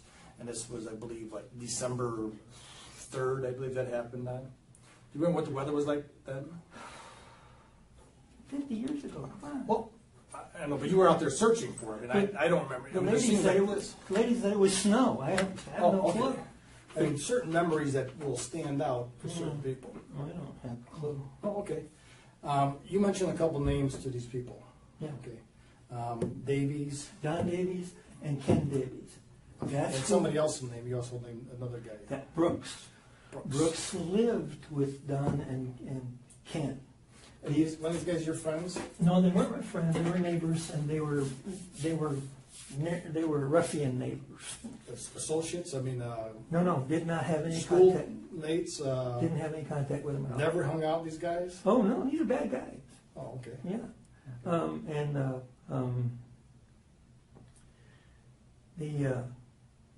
Don turned out okay. I don't know how Ken turned out, but Don got married, and the last I saw of him, he had a painting business. He painted houses and stuff, and he was a tough guy. And personally, I would be afraid of him. You and him ever mix it up at all? No. Like that? Were you kidding? No. I mean, you were in pretty good shape back then. I mean, He was older, and I didn't have any contact with him at all. The only thing I ever had contact with him is I beat Ken one time wrestling. oh, okay. But that's just neighborhood stuff. I probably had two contacts with the older one in my whole life, and the younger one. So you were leery of these guys? Oh yeah, That's fair to say? Oh yeah. Okay, all right. And were you, is it fair to say that, like especially one guy said, it's a kind of tough guy, you didn't want to end up getting your ass beat by these guys Exactly. or something like that? Exactly. And so sometimes you would never really go, or somebody was there, you would never go rat these guys out, thinking that it's going to come back and get back to you. That's not. I don't even I don't suspect them of anything. You don't suspect them, not even in this case you don't suspect them? Right. I can maybe Don. But No. didn't you give them the FBI names? I didn't give them Ken and Don's names. I gave them Brooks' name. Oh, Brooks' name, okay. Because I mean, just out of a sound sleep, I woke up and I thought, that's him. He did it. Because Where were you at when you slept? Were you in your army barracks? Were you? no, this was right after This was last year. Oh, I think it was last year. Maybe it was earlier. But anyway, it was whenever I called the FBI, which was in the last few years. And I felt so strongly about it. I called them up and left a message, and they never got back to me. now this little girl who got murdered here. Okay. Now you were a pretty good guy back in the day, right? I'm not saying you're a bad guy now. You're a good guy back in the day. This is a neighbor girl, kind of a neighbor. You're all in the same neighborhood. You mentioned that it was kind of a tight-knit community or something. But she didn't really, this other girl did. There was two girls there, and they didn't really know you though, right? Obviously, they're not going to know an 18-year-old man. I mean, they're little girls, but No, I recognized the little girl. I knew her name. oh, okay. Okay, and she was. If you were on her block, she never wandered very far from her home. I'm going to tell you exactly how I feel about something like this. I feel that you're hiding something, that you're holding something back, and it's something that's embarrassing to you. But you got to realize, Notice the shift Jack has just made. 2 hours ago, Don Davies was the guy they let live with them. Now, under this new detective, Don is scaled back to neighborhood tough guy I was afraid of. And Brooks, the phantom Jack could not remember the name of before, is now the one who did it. But Jack has just told this detective something critical. He does not know where Maria's body was found. He has just admitted he did not know it was in Joe Daviess County. He did not know it was in a wooded area. He did not know the mushroom hunter's story. This will matter in 20 minutes. you got to realize, you're kind of like in a world of shit right now, okay? And you're going to have to give up the truth, okay? To save your own ass, to be smart, okay?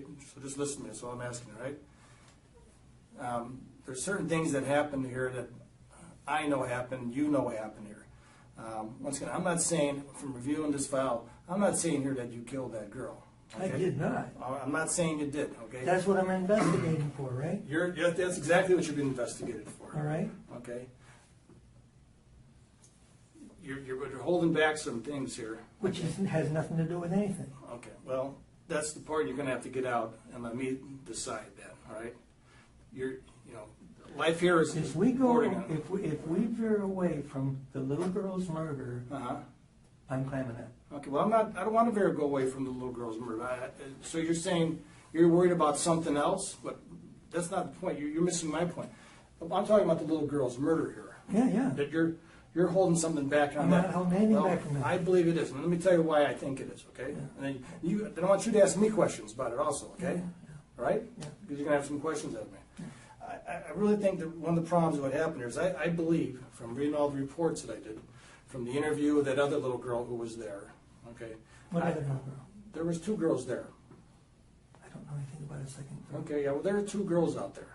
There were two girls out there, and they were playing out there when I believe that you came up there. What? Now listen to me, then you're going to ask me the questions. And once again, I'm not saying that you killed anybody, you understand me? Oh, man. Okay. That's what I believe happened. And I don't, and they said the little guy, you read the newspaper reports, and now did you Google this stuff at all when you called the FBI? No. I went to your house today, I noticed you had a computer back there. Yeah. You did no research on this at all? No. In this case, you never have done that? No. So if they're researching did your wife ever do any research on this? No. You ever look like in the Sycamore Times or newspaper or? No. Okay. You made some reference about reading the newspapers before, though, correct? It's just the only information I gave you is what I got out of a Sycamore newspaper, maybe. When was that? At the time, or was Don't it know. recently? Oh, okay. Okay, but when you contacted the FBI, you don't know if that was last year or the year before? Yeah. Okay. So, anyway, yeah, there was another girl there also, and that you probably, maybe I'll Was refresh she your memory. kidnapped too? No, she wasn't. How old is she? She was the same age. They were best friends. Oh, really? Yeah, best friends. Okay. And she's still alive today. And actually, I think you met the two detectives that were here. Actually, another Yeah, detective. They interviewed her. Yeah. Okay. And once again, I'm saying this is where I believe that you're hiding something. Okay. And I'll tell you why I think you're hiding something. I'm going to tell you you're wrong right now. Okay. Well, you better hear what I say first All before right. you say I'm wrong. Okay. Okay. What I believe kind of happened here is I believe that you did go up there. And Did not. Oh, that's fine. Just let me, then you can answer some questions. So these two girls were out there, and they knew that the guy, and they knew as Johnny. And Johnny said that he was very nice to the girl, and he knew Maria, and he offered them a piggyback ride. And I believe that what happened is that that person was you. And Oh, my God. And that you did give them the piggyback. All right, ride. I'm lawyering up. Oh, that's fine, but just listen to what I'm saying. And they did give you a piggyback ride. But I didn't say, but that girl didn't say you killed her. You understand that? Okay. So what happened though, somebody left. There is them. no way I could have even been in the area, okay? Why wouldn't you have been in the area? I was in the induction center all day long. Okay. I didn't even know when she got, what time of day she got. I found out when I got home that Mom says Maria's been kidnapped. Okay. Mhm. That's all I know. But if I made a phone call from Rockford, which you got, I know right where it's at, yeah. and at 7 o'clock, after I got off the train, Mm-hmm. Sycamore is 30 miles away from Rockford. This is an hour after she was kidnapped. Mm-hmm. I was on the train So you took the train there? from Chicago to Rockford. From Chicago to Rockford. Yeah. Now how'd you end up in Chicago? Chicago is where the induction center was. That's where the AFIS station is at in Chicago. Yeah, yeah. Okay, yeah, I know that. Yeah.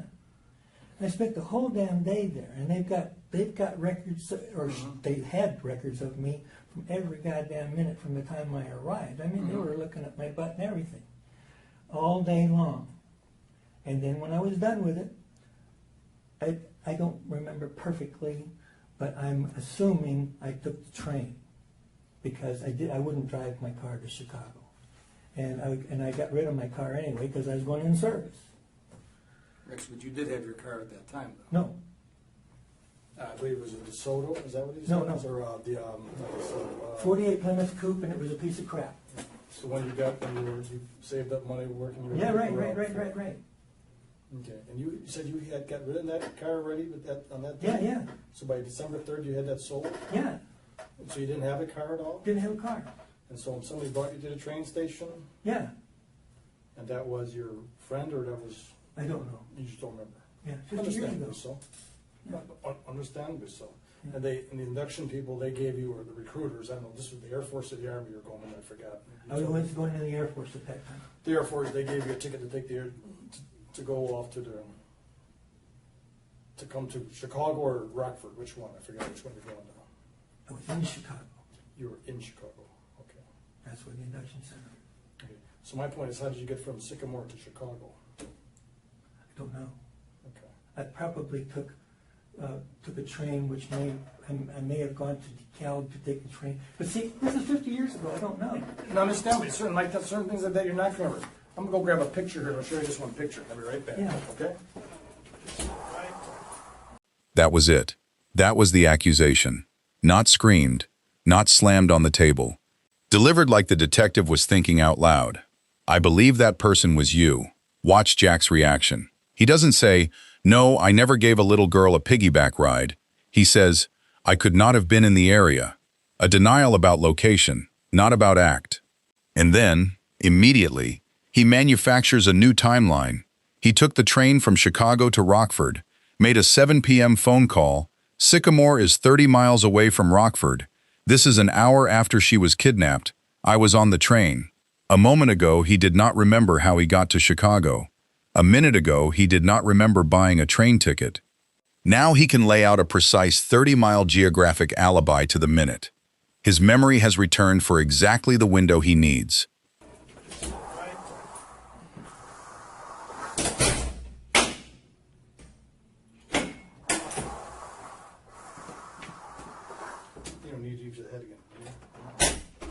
bathroom again? I'm good. I gotta use it.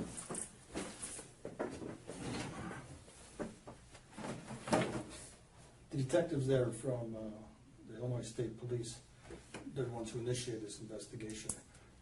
Both ways, actually. The FBI did it back when, I believe, you talked to them. Yes, yes. Now, I took a lie detector and I passed it. actually, I looked at that lie detector also. Did they tell you that you passed it? They freed me. Did they tell you that you passed it? Did you recall? I don't recall. But they just said, you know, you're free to go. And the FBI agent that was taking care of me, he took me home. Mm-hmm. But before I even went, I volunteered to go to talk to the FBI. I didn't have to go. And they took me out to a motel out on the DeKalb Highway. And that's where they conducted the thing. And they played Mutt and Jeff. One guy was mean to me and the other guy was nice, like you. The good cop, Good bad cop cop, type bad deal? cop. Yeah, and the bad cop guy said, I know you did it, you bastard, blah, blah, blah. I don't think anybody's been playing bad cop with you here. That's kind of old school. We don't Yeah. don't really use that too much. Most of the time here, we're trying to get the truth out of people. Yeah. And it doesn't, behoove us. Okay, you're going to show me a picture? I'm going to actually, I want to show you a picture, but I want to ask you something else about somebody else also. Yeah. And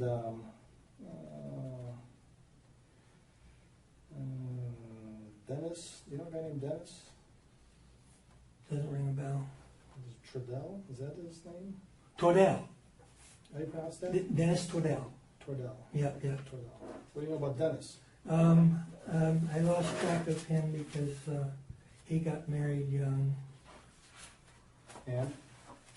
That's all. Okay. Your relationship, you guys have a pretty close-knit family. Yeah. Okay. Your mom, who's deceased now. Yeah. Okay. You're real tight with her. Oh, absolutely. Okay. Like you were from once I again. called my mom every month of my life. I loved my mom to death, and my mom was brilliant. When she died, my dad was asked, "How many people do you think are going to come to the funeral?" And Dad says, "Oh, maybe 30 to 40." 350 people showed up.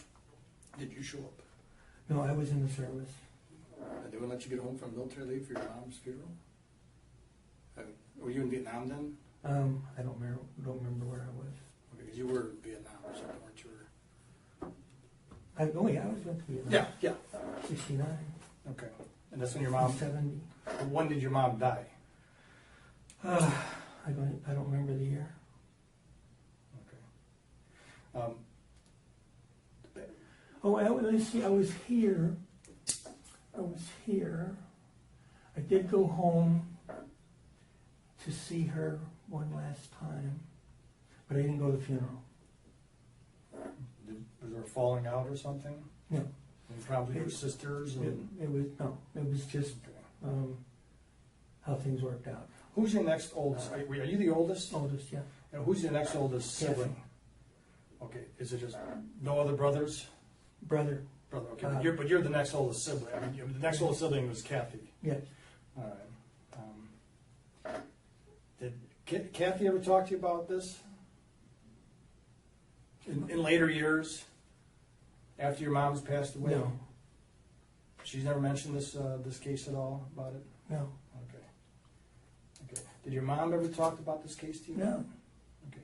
I mean, talking way back, I'm talking. The only thing Mom talked about was when I was going to go to see the FBI. She was crying, and I said, "Mom, don't worry, they'll clear me, and it'll be all over." And you're talking about the FBI back when this crime occurred. Yes, You're not yes, talking yes, about because obviously your mom was Sure. but so you did talk to her about that, and she was worried about it. And that's all you told her about. I'm just going to tell them what I know. Sure. Okay. And then you went down there and you took the polygraph. Yeah, and yeah. you came back home and you told your mom that you passed the Everything was polygraph. fine, yeah. Okay. All right. Remember I told you earlier, those are your texts, they showed you your train ticket, right? That they Yeah. were able to obtain. I don't know anything about the train ticket. Okay. That was the train ticket that the recruiters actually gave you. It did you notice it was numbered, there was a ticket that Don't they know actually gave? anything. That doesn't recall, you don't 50 recall? years ago. Don't remember. I understand. Remember when I told you earlier that I thought, well, I'm gonna lay out a couple things for you, let you know, let you ask some questions to me, okay? Why do you think this investigation got reopened again? Probably because I made the call. Well, actually, it was going on a little bit before. You said you made the call to the FBI a year ago? I don't remember. Oh, okay. Did they take your name down, obviously? Did an agent call you back? Nobody called me back. What field office did you call it? Like in New York. You called the New York FBI field office from Seattle? I think so. Wait a second.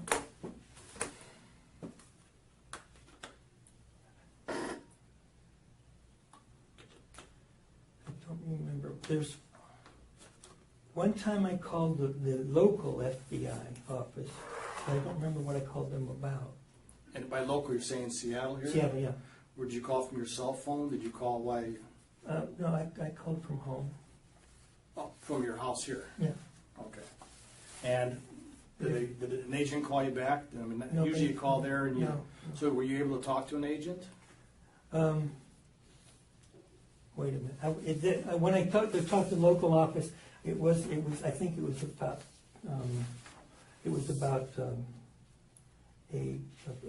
A friend of mine who told me that they were talking. He lived with us for a little while. He was a Pakistani, Mm-hmm. and he told me about some stuff going on in the mosque. And I called up the FBI and I said, they're trash talking us in the mosque. And the person who I talked to said, don't worry about it, we've got the mosque covered. So that's the only time I talked to the FBI here. But I'm pretty sure I talked to the FBI in New York. In New York, and this was just it was about this case. Yeah. And you were just inquiring about what's the status of the case? Well, no, I told him about the guy. Tell me the name. Oh, the guy we just mentioned? Yeah. Brooks. Oh, Bob Brooks? Yeah. Oh, okay. So and that's. So that's when you. So anyway, they'll be able to verify that because every phone that. Why would you call the Chicago field office? I'm just curious. I didn't call Chicago. You did not call Chicago. I thought I called New York. Well, I know. That's what I'm saying. Why wouldn't you have called the Chicago field office? I just don't know him. Oh no, I just want. The train ticket has now been introduced. Not held up, not slammed down, just referenced. And Jack has just said, I don't know anything about the train ticket. Remember what the ticket is. It is proof he never took the train home from Chicago on the evening of December 3rd, 1957. It is proof his alibi is false, and it has been sitting in a photo album with a woman named Jan Edwards for 54 years. The same girlfriend Jack just told this detective he had a great time with, on the very evening Maria Ridulph was being taken. Don't know him. Oh no, I just want to show you something. Yeah. Move that over beside you for me, You know, remember what I was telling you about earlier when I said I didn't think you killed her, okay? Remember I said that to you? Yeah. I said I believe that you were there. And there was the other little girl that I wasn't there. Okay, well, I I'm just not saying you were there. proved I'm it not to saying, well, no, you haven't proved to me. You remember you said that you were, I'm not saying you were there when she was killed. Okay, I'm not saying that at all. I'm not saying that you All right. took the girl down over. I told you. Well, you're absolutely wrong. I didn't even go over on that block, hardly ever. You didn't go over that block over there? Right, that was not the area I hung around. My neighbor kids were closer. Slide that over there, would you? Yeah. Don't know any of these guys. Slide that over. Don't know any of them. Okay. All right. We don't want to use this. Now, that little, I told you there was the two little girls there. One girl got killed, and the other little girl. She said the person who came there, who said his name was Johnny, who lived nearby, and gave him a piggyback ride. They said he was very nice, and they said he was one of these guys here, and her name's, and she signed her name on the bottom of that photograph. Can you picture anybody out here that you know in this photograph? I don't know any of these guys, and I don't think any of these guys are from Sycamore.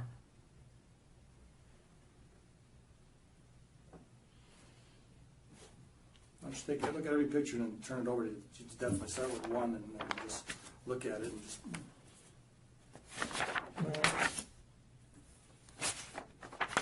No. No. No. These guys aren't from Sycamore. Okay. What do you think this guy looks like?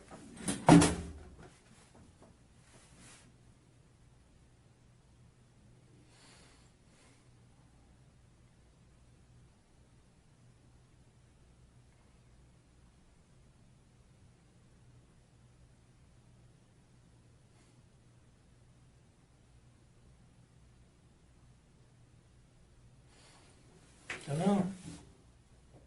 You know what that guy looks like? He might look like me, but he's too feminine looking. That's you from a wedding picture. Obviously that's Xerox. Hmm? It's a Xerox picture, but that was you. It's a little whited out right there. That's you from a wedding picture that was put into this montage that the girl said was Johnny that gave the girl the piggyback ride. Once again, she didn't say you killed him, but that's what they're saying. Number two, listen to this part. Number two, okay? Jack, look at me. Number two, okay? You know why this other case got other information we received? This is all documented, this other information that we received. Know who said that, know who told us that you did this? Someone who I think is from all the information I read, is a very smart person, a very intelligent person, and someone who had lived with a bunch of guilt for a long time before she passed away. Yeah, you're going to say my mom, that's bullshit. Well, why do you say it's bullshit? Because she wouldn't suspect me of murder, and she knew where I was. I'm telling you exactly. I'll show you the documentation that said that she said that you're the one who did this, and that she said she was ashamed of it. And getting back to this is that other little girl who said, and this is her signature right down here. Once again, this is Xerox. I said, now Jack, once again, I still think you're covering for somebody. I think somebody did something there. I think you were there when not when the girl got killed, but I think you were there when the girl got the little piggyback ride. I'm not saying you took the girl and killed. I'm saying you were there, and then you walked off, or somebody else came up there, and you remembered this, and you're trying to hide this or cover for somebody, and I don't know who you're trying to cover for. If it's one of these other I'm guys, not covering for anybody, and I don't know what you're talking about. I don't think I ever gave Maria or her friends a piggyback ride, for Christ's sake. No, it was just Maria, not the other girl. The other girl was there, and she was standing, and she picked you, and she completely picked you out. Now, there's no doubt in my mind that you were the person who was there. I'm not saying that you went and killed her. I say you're trying to hide something else. And I don't know if you're trying to cover for somebody or whatever. Everybody. But you were the person who was there during this time. This is 2 blocks away from my house. Okay. Everybody in the neighborhood knew me. Okay. Knew me. Mm-hmm. What did they know you as? Or who did they know you as? Did they know you as Johnny? Yeah. Well, there's two Johnnies. I was Big John, and he was Little John. The other kid was Little John. Who's the other kid? Johnny Boyce. Was that one of your buddies? He was a neighbor. He lived 2 houses away, or 1 house away. Was he with you? No. Did you hang with the guy? I'm saying. No. Oh, he was younger than me, but they called him Butterball too. But his brother's name was Ed, and he was John as well. So all the neighborhoods would call me Big John. Okay. Well, but you're also known as Johnny. Is that correct? I don't know. As a teenager, I was known as Johnny. Okay. I was John then. Well, she's saying it was Johnny. She's saying this was the Johnny who did. She didn't say you hurt anybody. Okay, but she's saying that you were the guy there who gave him the piggyback ride. And she went back home to go get a doll or to go back and get a mittens. When she came back, the 2 of you were gone. So it's either saying that you actually left that area and the little older girl left the area and went with somebody else. Okay, but there's no doubt in our mind that you were the guy who was there. Now, you can't sugarcoat this any other way, is you got to tell us exactly what happened there. Okay, And by saying I don't remember, because you do remember this, you remember so much detail Okay. about that day. You're full of shit. Okay. I'm full of I shit. don't Now, remember. I don't remember anything like this. You don't remember anything like that at all? No. Do you remember giving any little girl a piggyback? No. Have you ever given her a piggyback? No. Neither one of them girls. You never Neither gave one her- of them. Okay. You never gave neighbors or your sisters or anybody piggyback rides. You were good with the kids, weren't you, in the neighborhood? Yeah. Well, yeah. But not a. She was tiny. She was tiny. How Yeah. tiny was she? She was about the same tall, so this tall. She was that tiny. Was she? Okay. The last time I saw her was probably months before this happened. And she was just walking down the street, and I just passed her, and that's the last I saw her. Was she by herself? Yeah, So this is months before, so this had to be in October or something? probably. And did she say, hi, Johnny? Or She didn't know me. Oh, so she didn't know you? Yeah, Okay. And she walked by your house? no. She wouldn't walk more than a block. She wouldn't walk more than 2 or 3 houses away from her house. She was just little. Okay, well, how would you know that? You're surmising. I lived in the neighborhood, Okay. and we the neighborhood boys and me, we played, and we would see the other kids around. It was just a normal neighborhood. Well, now, the other guys, like I said, you've seen the other girls around, or the other kids around, with the other guys that you'd hang out with and stuff. You know how guys are. And you're young then, too. You're what, 17, 18 years old at the time? I was 17. I went in the Air Force, and the day after I was in, I think I turned 18 just after I got in the service. And you've seen these kids around the neighborhood, like, the guys are sitting up on the stoop, or, sitting on the porch in the neighborhoods like we used to do back in the Sure, day. sure. Right? And kids are going by and stuff. And sometimes guys are a little raunchy or something, to say something about, usually like for older girls or something, or older boys and stuff. I'm not saying that you did, but any of these other, did you have any suspicion about any of these other guys? No. None of these guys that you hung out with? No. Matter of fact, they're all. One of them's a banker. The other one, I think, is a lawyer. Well, I'm just saying that, Yeah. but you also mentioned about some guys that you were kind of frightened of, right? Yeah, the Davies boys. The Davies boys. Yeah. Okay. So when this little girl come walking by, did you know her family at all? Knew her family and knew her sisters. I bet I didn't know her family. I had seen them, and I had been over. Oh my God! Crap! Drink some water. Thanks. I had been over to. Their house a couple of times. Their sisters were aspiring actresses, and so they would always create a play or something like that. Mhm. And one time I was invited in their backyard to watch one of their plays, and that was a one-time event. I don't remember when that was. Did you ever handle her clothing, her jacket, or anything like that? Didn't touch anything. Never. Never touched. You a never thing. touched her jacket Never touched when anything. you were at her house. Anything. No. Okay. Now, were her sisters? You said when you went to her house for the little play. Older sister was. Were they your sister? Your sister, your younger sister? Were they at the same age? They were about the same age, but they didn't play over there with those people. Well, how did you get hooked up with these people? They asked me one time to come see their play. The little girls did? No, the sisters. Okay. The older sisters. But I mean, how old are we talking? They were about my age. Well, the oldest one was about my age, and then there was 2 sisters, I think. One was I don't know. Not exactly, but yeah. Patty, I think, was the oldest one. She's the one who put on the play, and she had a sister that was younger than her. So you'd go over there and you'd see the plays and stuff. And I went One one time? time. Okay, but they invited you other times. You said. No, Oh, they only invited you one time, one time. and you went there Yeah, to watch the play. yeah. Okay. Which I didn't think much of. Was it much of a critique? Sit right there. I got get some. You want some more coffee in there? No, thank you.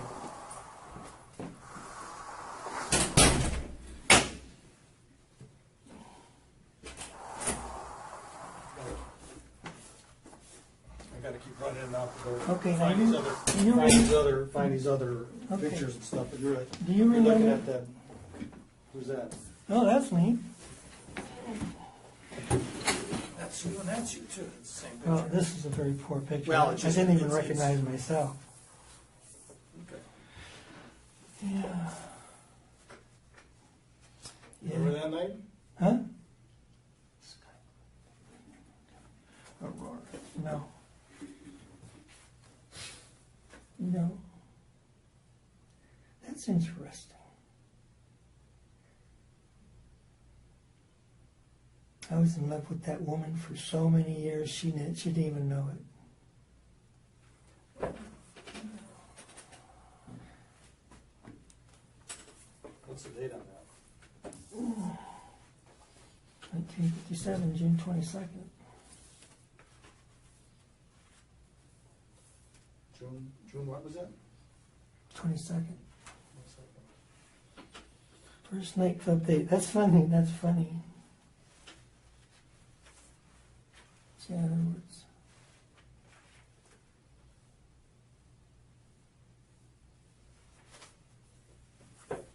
That was. Thank you for showing me this. This brings back wonderful memories.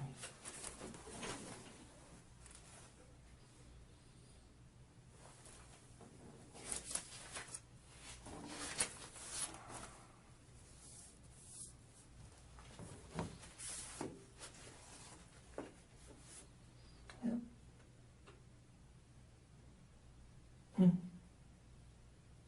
I don't even remember this at all. Remember what she knew you as? Kathy Sigman, at age 60, has just picked Jack out of a photo lineup. A lineup he does not know contains one photograph of himself from a 1957 wedding. Jack looks at 8 photographs. He passes over 7. He stops on the 8th and says, quote, "I know who that guy looks like. He might look like me, but he's too feminine looking. It's his own photograph. He did not recognize himself. 54 years is a long time, but not so long that a man's own face becomes a stranger's. Notice the pivot. Jack immediately tries. He goes from denying he gave a piggyback ride to explaining why he could not have been in that neighborhood, to arguing about how far the little girl was allowed to walk from her house. He is arguing every branch of the tree except the trunk. The trunk is, did you take Maria Ridulph? He will not touch that. She knows you as Johnny. And you, when she was interviewed, she said that's what you were called, Johnny. Yeah. And remember her dad? Yes, And what was her dad's job? that was his photographer. They had a mansion on maybe Main Street or something like that. And I went back recently, not recently, but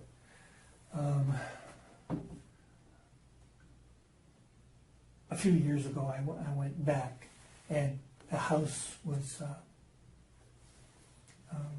on display. Their home was on display? Yeah, yeah. And if people had renovated it and fixed it up, it was a huge house. Yeah.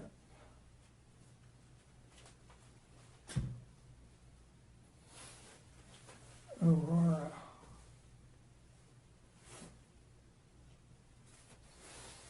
Don't even remember, but that's great. That's Jan, correct? Yeah. Janice. Yep. Good stuff. And remember a couple times you said you took the FBI test, the polygraph at the FBI? Yeah. You told somebody actually told your mother that you passed it? Yeah. Well, actually, you failed that test. And did the FBI tell you that you passed the test, or did they say it was I watched the test. I was hooked up to it. I watched the test. It didn't have any when I answered a question. They said, "Did you murder blah blah blah?" I said, "No." Did they ever ask you, did you murder her? Did you kill her? I guess. There was a part in that questionnaire, there was actually a pretty short interview with that when the FBI conducted that polygraph examination. Your leg's still tight on you? Yeah. If you drink some water. There was a part of that polygraph when they were interviewing you, and they said, you know how it shows that you were deceptive and stuff. Yeah. You know, the old days there was a little bit more of a little line. Actually, you would not actually be able to decipher it, but a good poly examiner will be. And did you know anything about the homicide, disappearance of this girl? And you said no. And then, have you ever seen her before? And were you in contact with these two girls that day? Your thing said it was deceptive. Once again, I'm going back to this. And, you told me before you never gave her a piggyback ride, or now you're saying that you may have at another time. Never. Earlier you said that you didn't know if you gave her one or not, but now you're saying you never ever gave her a piggyback ride? Okay. You remember me asking for a lawyer? No? As we were walking out of the building, I said, I want a lawyer. Did you? And you were standing right beside me. Uh-huh. Who'd you say that to? You. To me? Yes. In this building here? No. Up at the at my building. At the Four Freedoms? Yeah. Okay. No, I don't recall that. That's interesting. Now, these Texas interviews... Because you said don't worry about it. That's how I said to you? Yeah. Okay. This when I was driving you in here? No. Walking out of the building. Okay. So what is it you're saying to me now? What I'm saying to you now is you think I have something to do with it. What did I tell you? I think you had something to do with the murder. Did I say that I think you had something to do with being there with those two girls before she was taken? I said you're being deceptive about something. You were deceptive. You were deceptive in your polygraph with the FBI.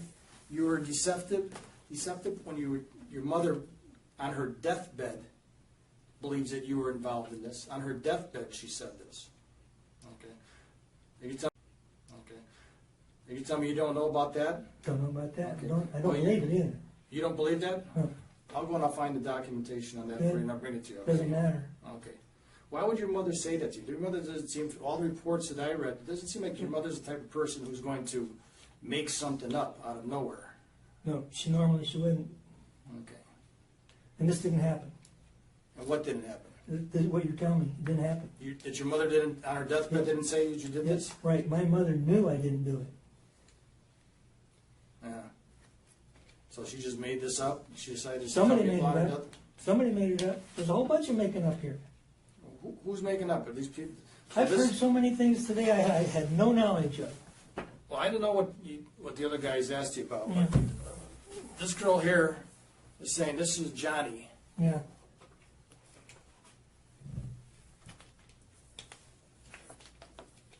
This girl here gets a train ticket, an unused train ticket, that you were supposed to have used and you didn't use that night, that she still happened to have by Johnny. Yeah. Okay. Now I'm saying that you're involved in this.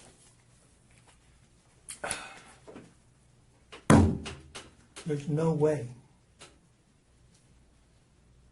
my mother would say that unless she was out of her mind. Was your mother out of her mind at that time when she was dying? I don't know. Well, you know, you told me earlier that you talked to her every single day. No, I didn't say that. Yes, you did say Said that. it months. Oh, every month that you talked to her. Yes. Not every day. Every month of her life. So when you were talking to her while she was Even dying, when I was overseas, I called her. did she have some dementia at the end when she died? And I Could- believe could- this was the she had- early 90s that she She died? had cancer. But why, if she had cancer, would she say you did this? That you were involved She in died this? of cancer. They took so much out of her, there wasn't anything left to take out. Did she never mention this to you then, No. at the end? Nope. So she doesn't sound like she's a spiteful. Excuse me. She's not spiteful, is she? No.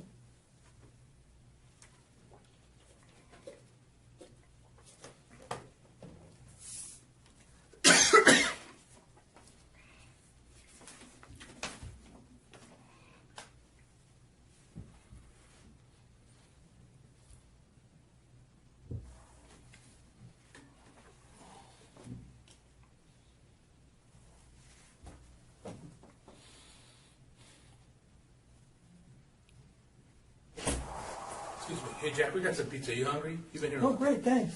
I'll get you a couple pieces of pizza. Excellent. Mike, you want pizza? Yeah. Okay, bring up. I'm gonna go. Thanks. Sit there with that.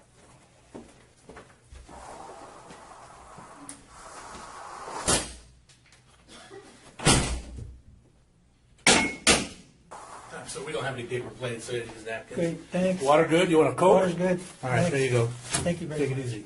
If you need anything else, Mike will be back in here. He's getting some pizza and stuff. You guys are probably both starving.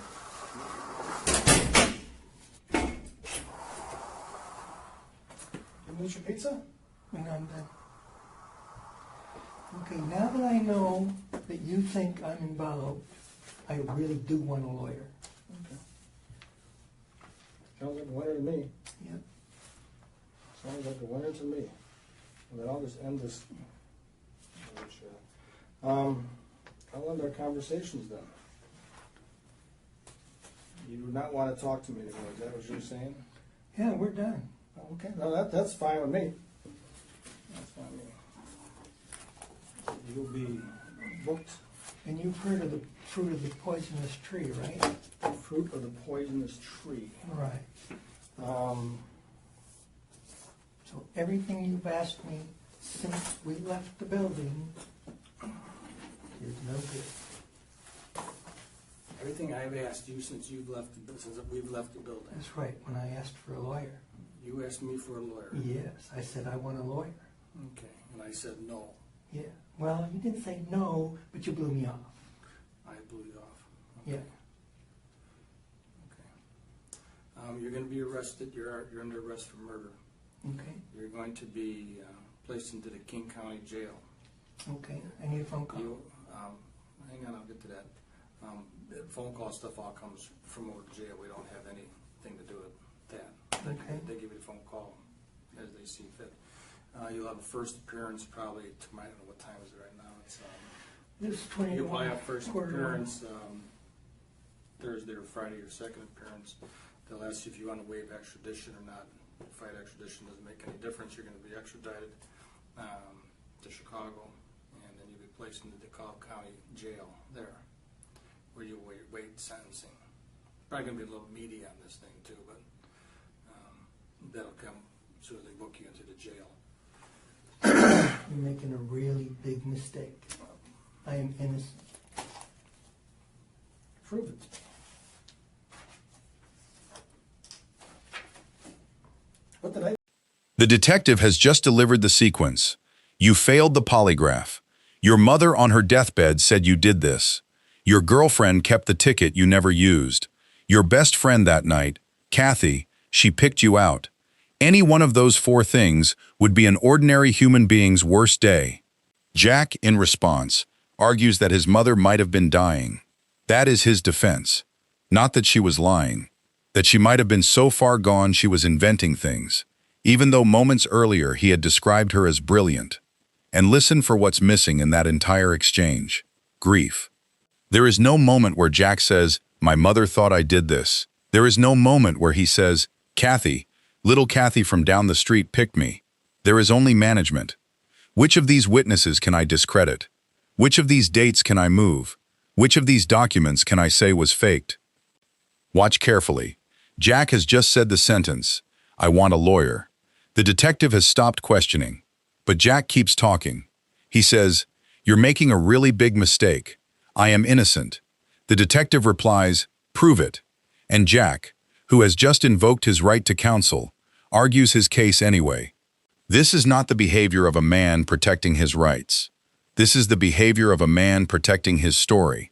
And now the detective delivers the sentence that will follow Jack McCullough into a Sycamore courtroom 16 months from now. You're under arrest for murder. What did I say the whole time? You've made up your mind already. What did I say? Did I say you killed that girl? You've made up your mind already. Did I say that you killed that girl? Did you? I'm asking you, did I say that to you? No, I never said that to you. What did I say that I knew you did? Tell me. I'll tell you exactly what I said. I said I knew you were out there and you gave those girls the piggyback ride. Not her, but Maria. That's right. I didn't say you killed her. I said that's how you gave her the piggyback ride. Then how can you arrest me for murder? Who's that?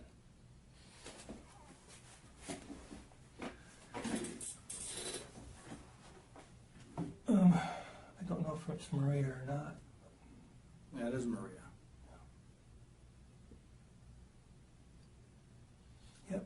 The girl who you said you went over to her house before. Yeah, and long before this. Well, obviously before this happened. Yeah. Yep. This was the little girl that was. And between you and me, I want the person who did that to be strung up. What do you want to happen to them? Electric chair. They don't have the death penalty in Illinois anymore. Yeah. We have it here in Washington, but they don't have it in Illinois anymore. Yeah. They're a little more barbaric than we are.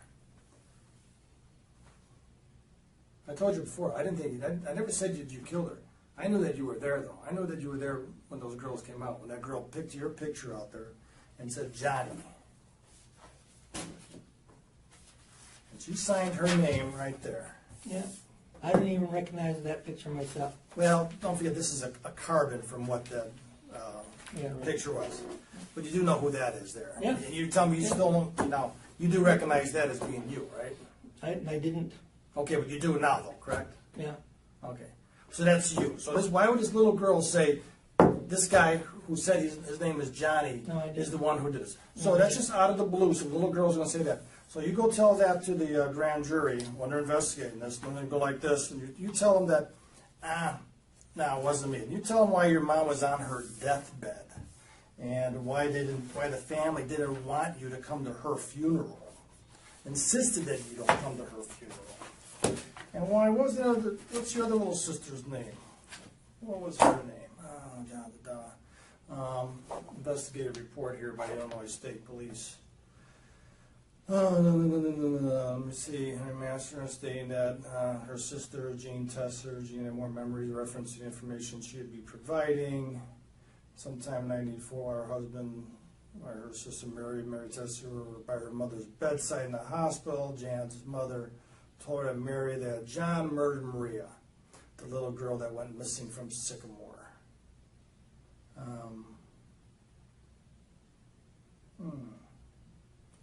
Jan added, her mother explained, remember the two little girls? What does that say there? See my picture? Remember the two little girls? Who's saying this? Your sister. Jan? Mm-hmm.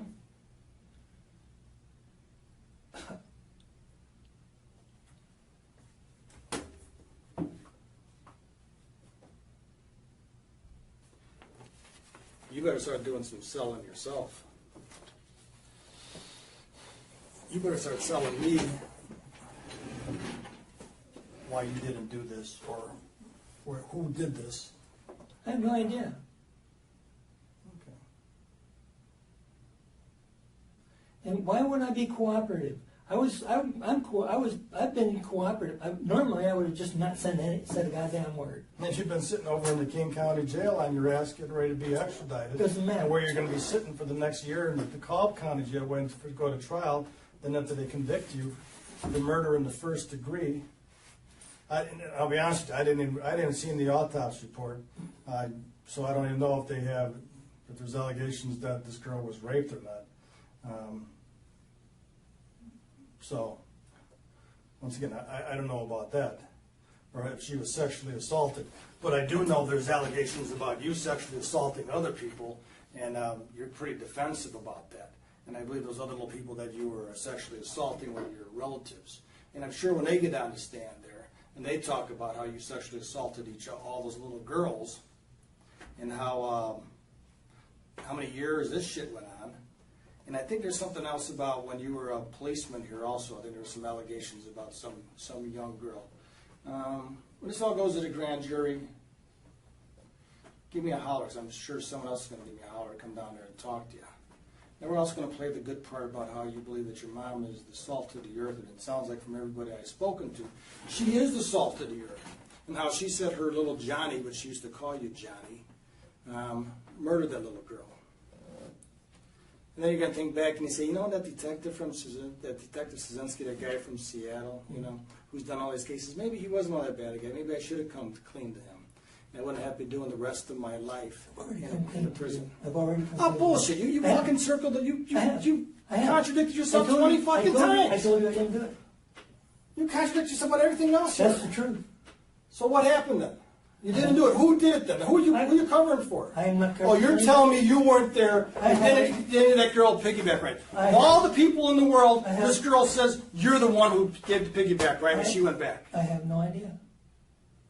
Okay, so that's going to be your defense? I have no idea why that girl picked me. I have no idea why my mother said I did it. I have no idea how I lied and how I failed the FBI polygraph test. I said I took the train, even though here's the ticket that your girlfriend gave to you. That you gave to your girlfriend, and she kept for 50 years. Oh, look at this. Kind of a good stroke of luck on our part. Not so lucky on your part. You agree? I didn't do it. Well, who did then? I have no idea. No idea.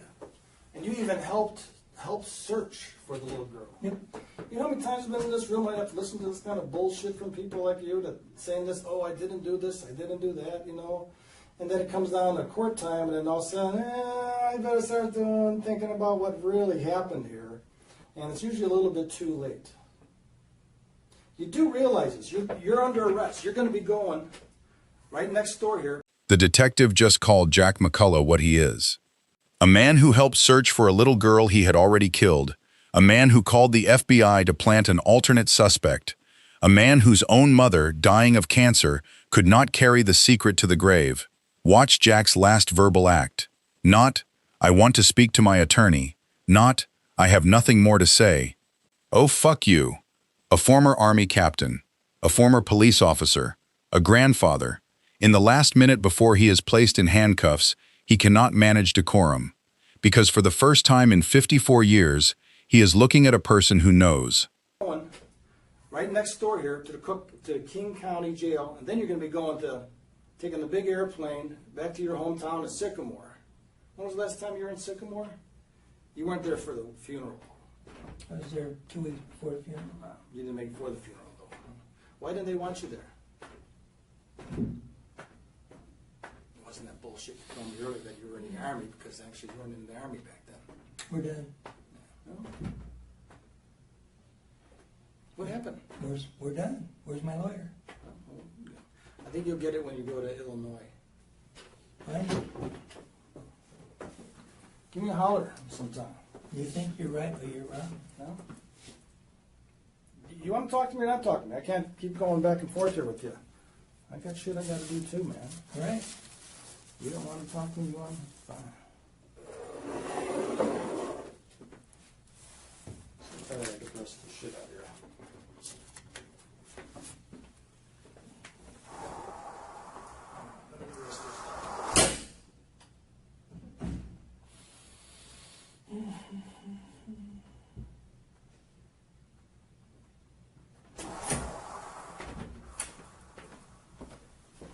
You done with your coffee, I gather. You still want to drink your water? Yeah. Okay. I'm gonna need your watch. You got anything in your pockets? Nothing in my pockets. Okay, just stand up and empty that side off for me, would you please? Yeah. Okay, your back pocket, sir.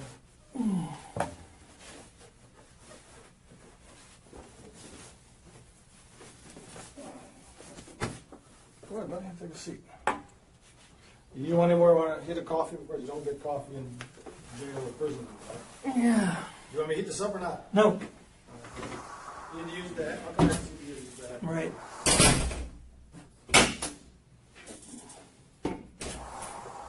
Just doing the paperwork to get you Okay, I'll need to go back. booked over. You need to use the bathroom? Yeah. Okay, 1 minute. Yeah.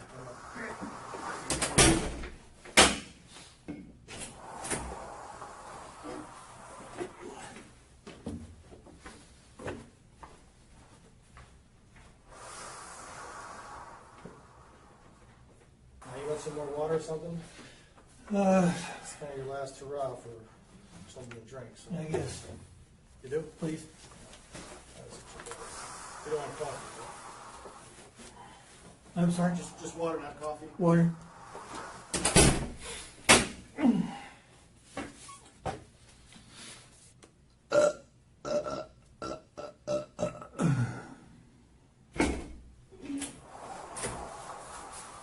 Thank you. Huh? Thank you. Is it getting cold? Yeah, I'm cold. Thank you.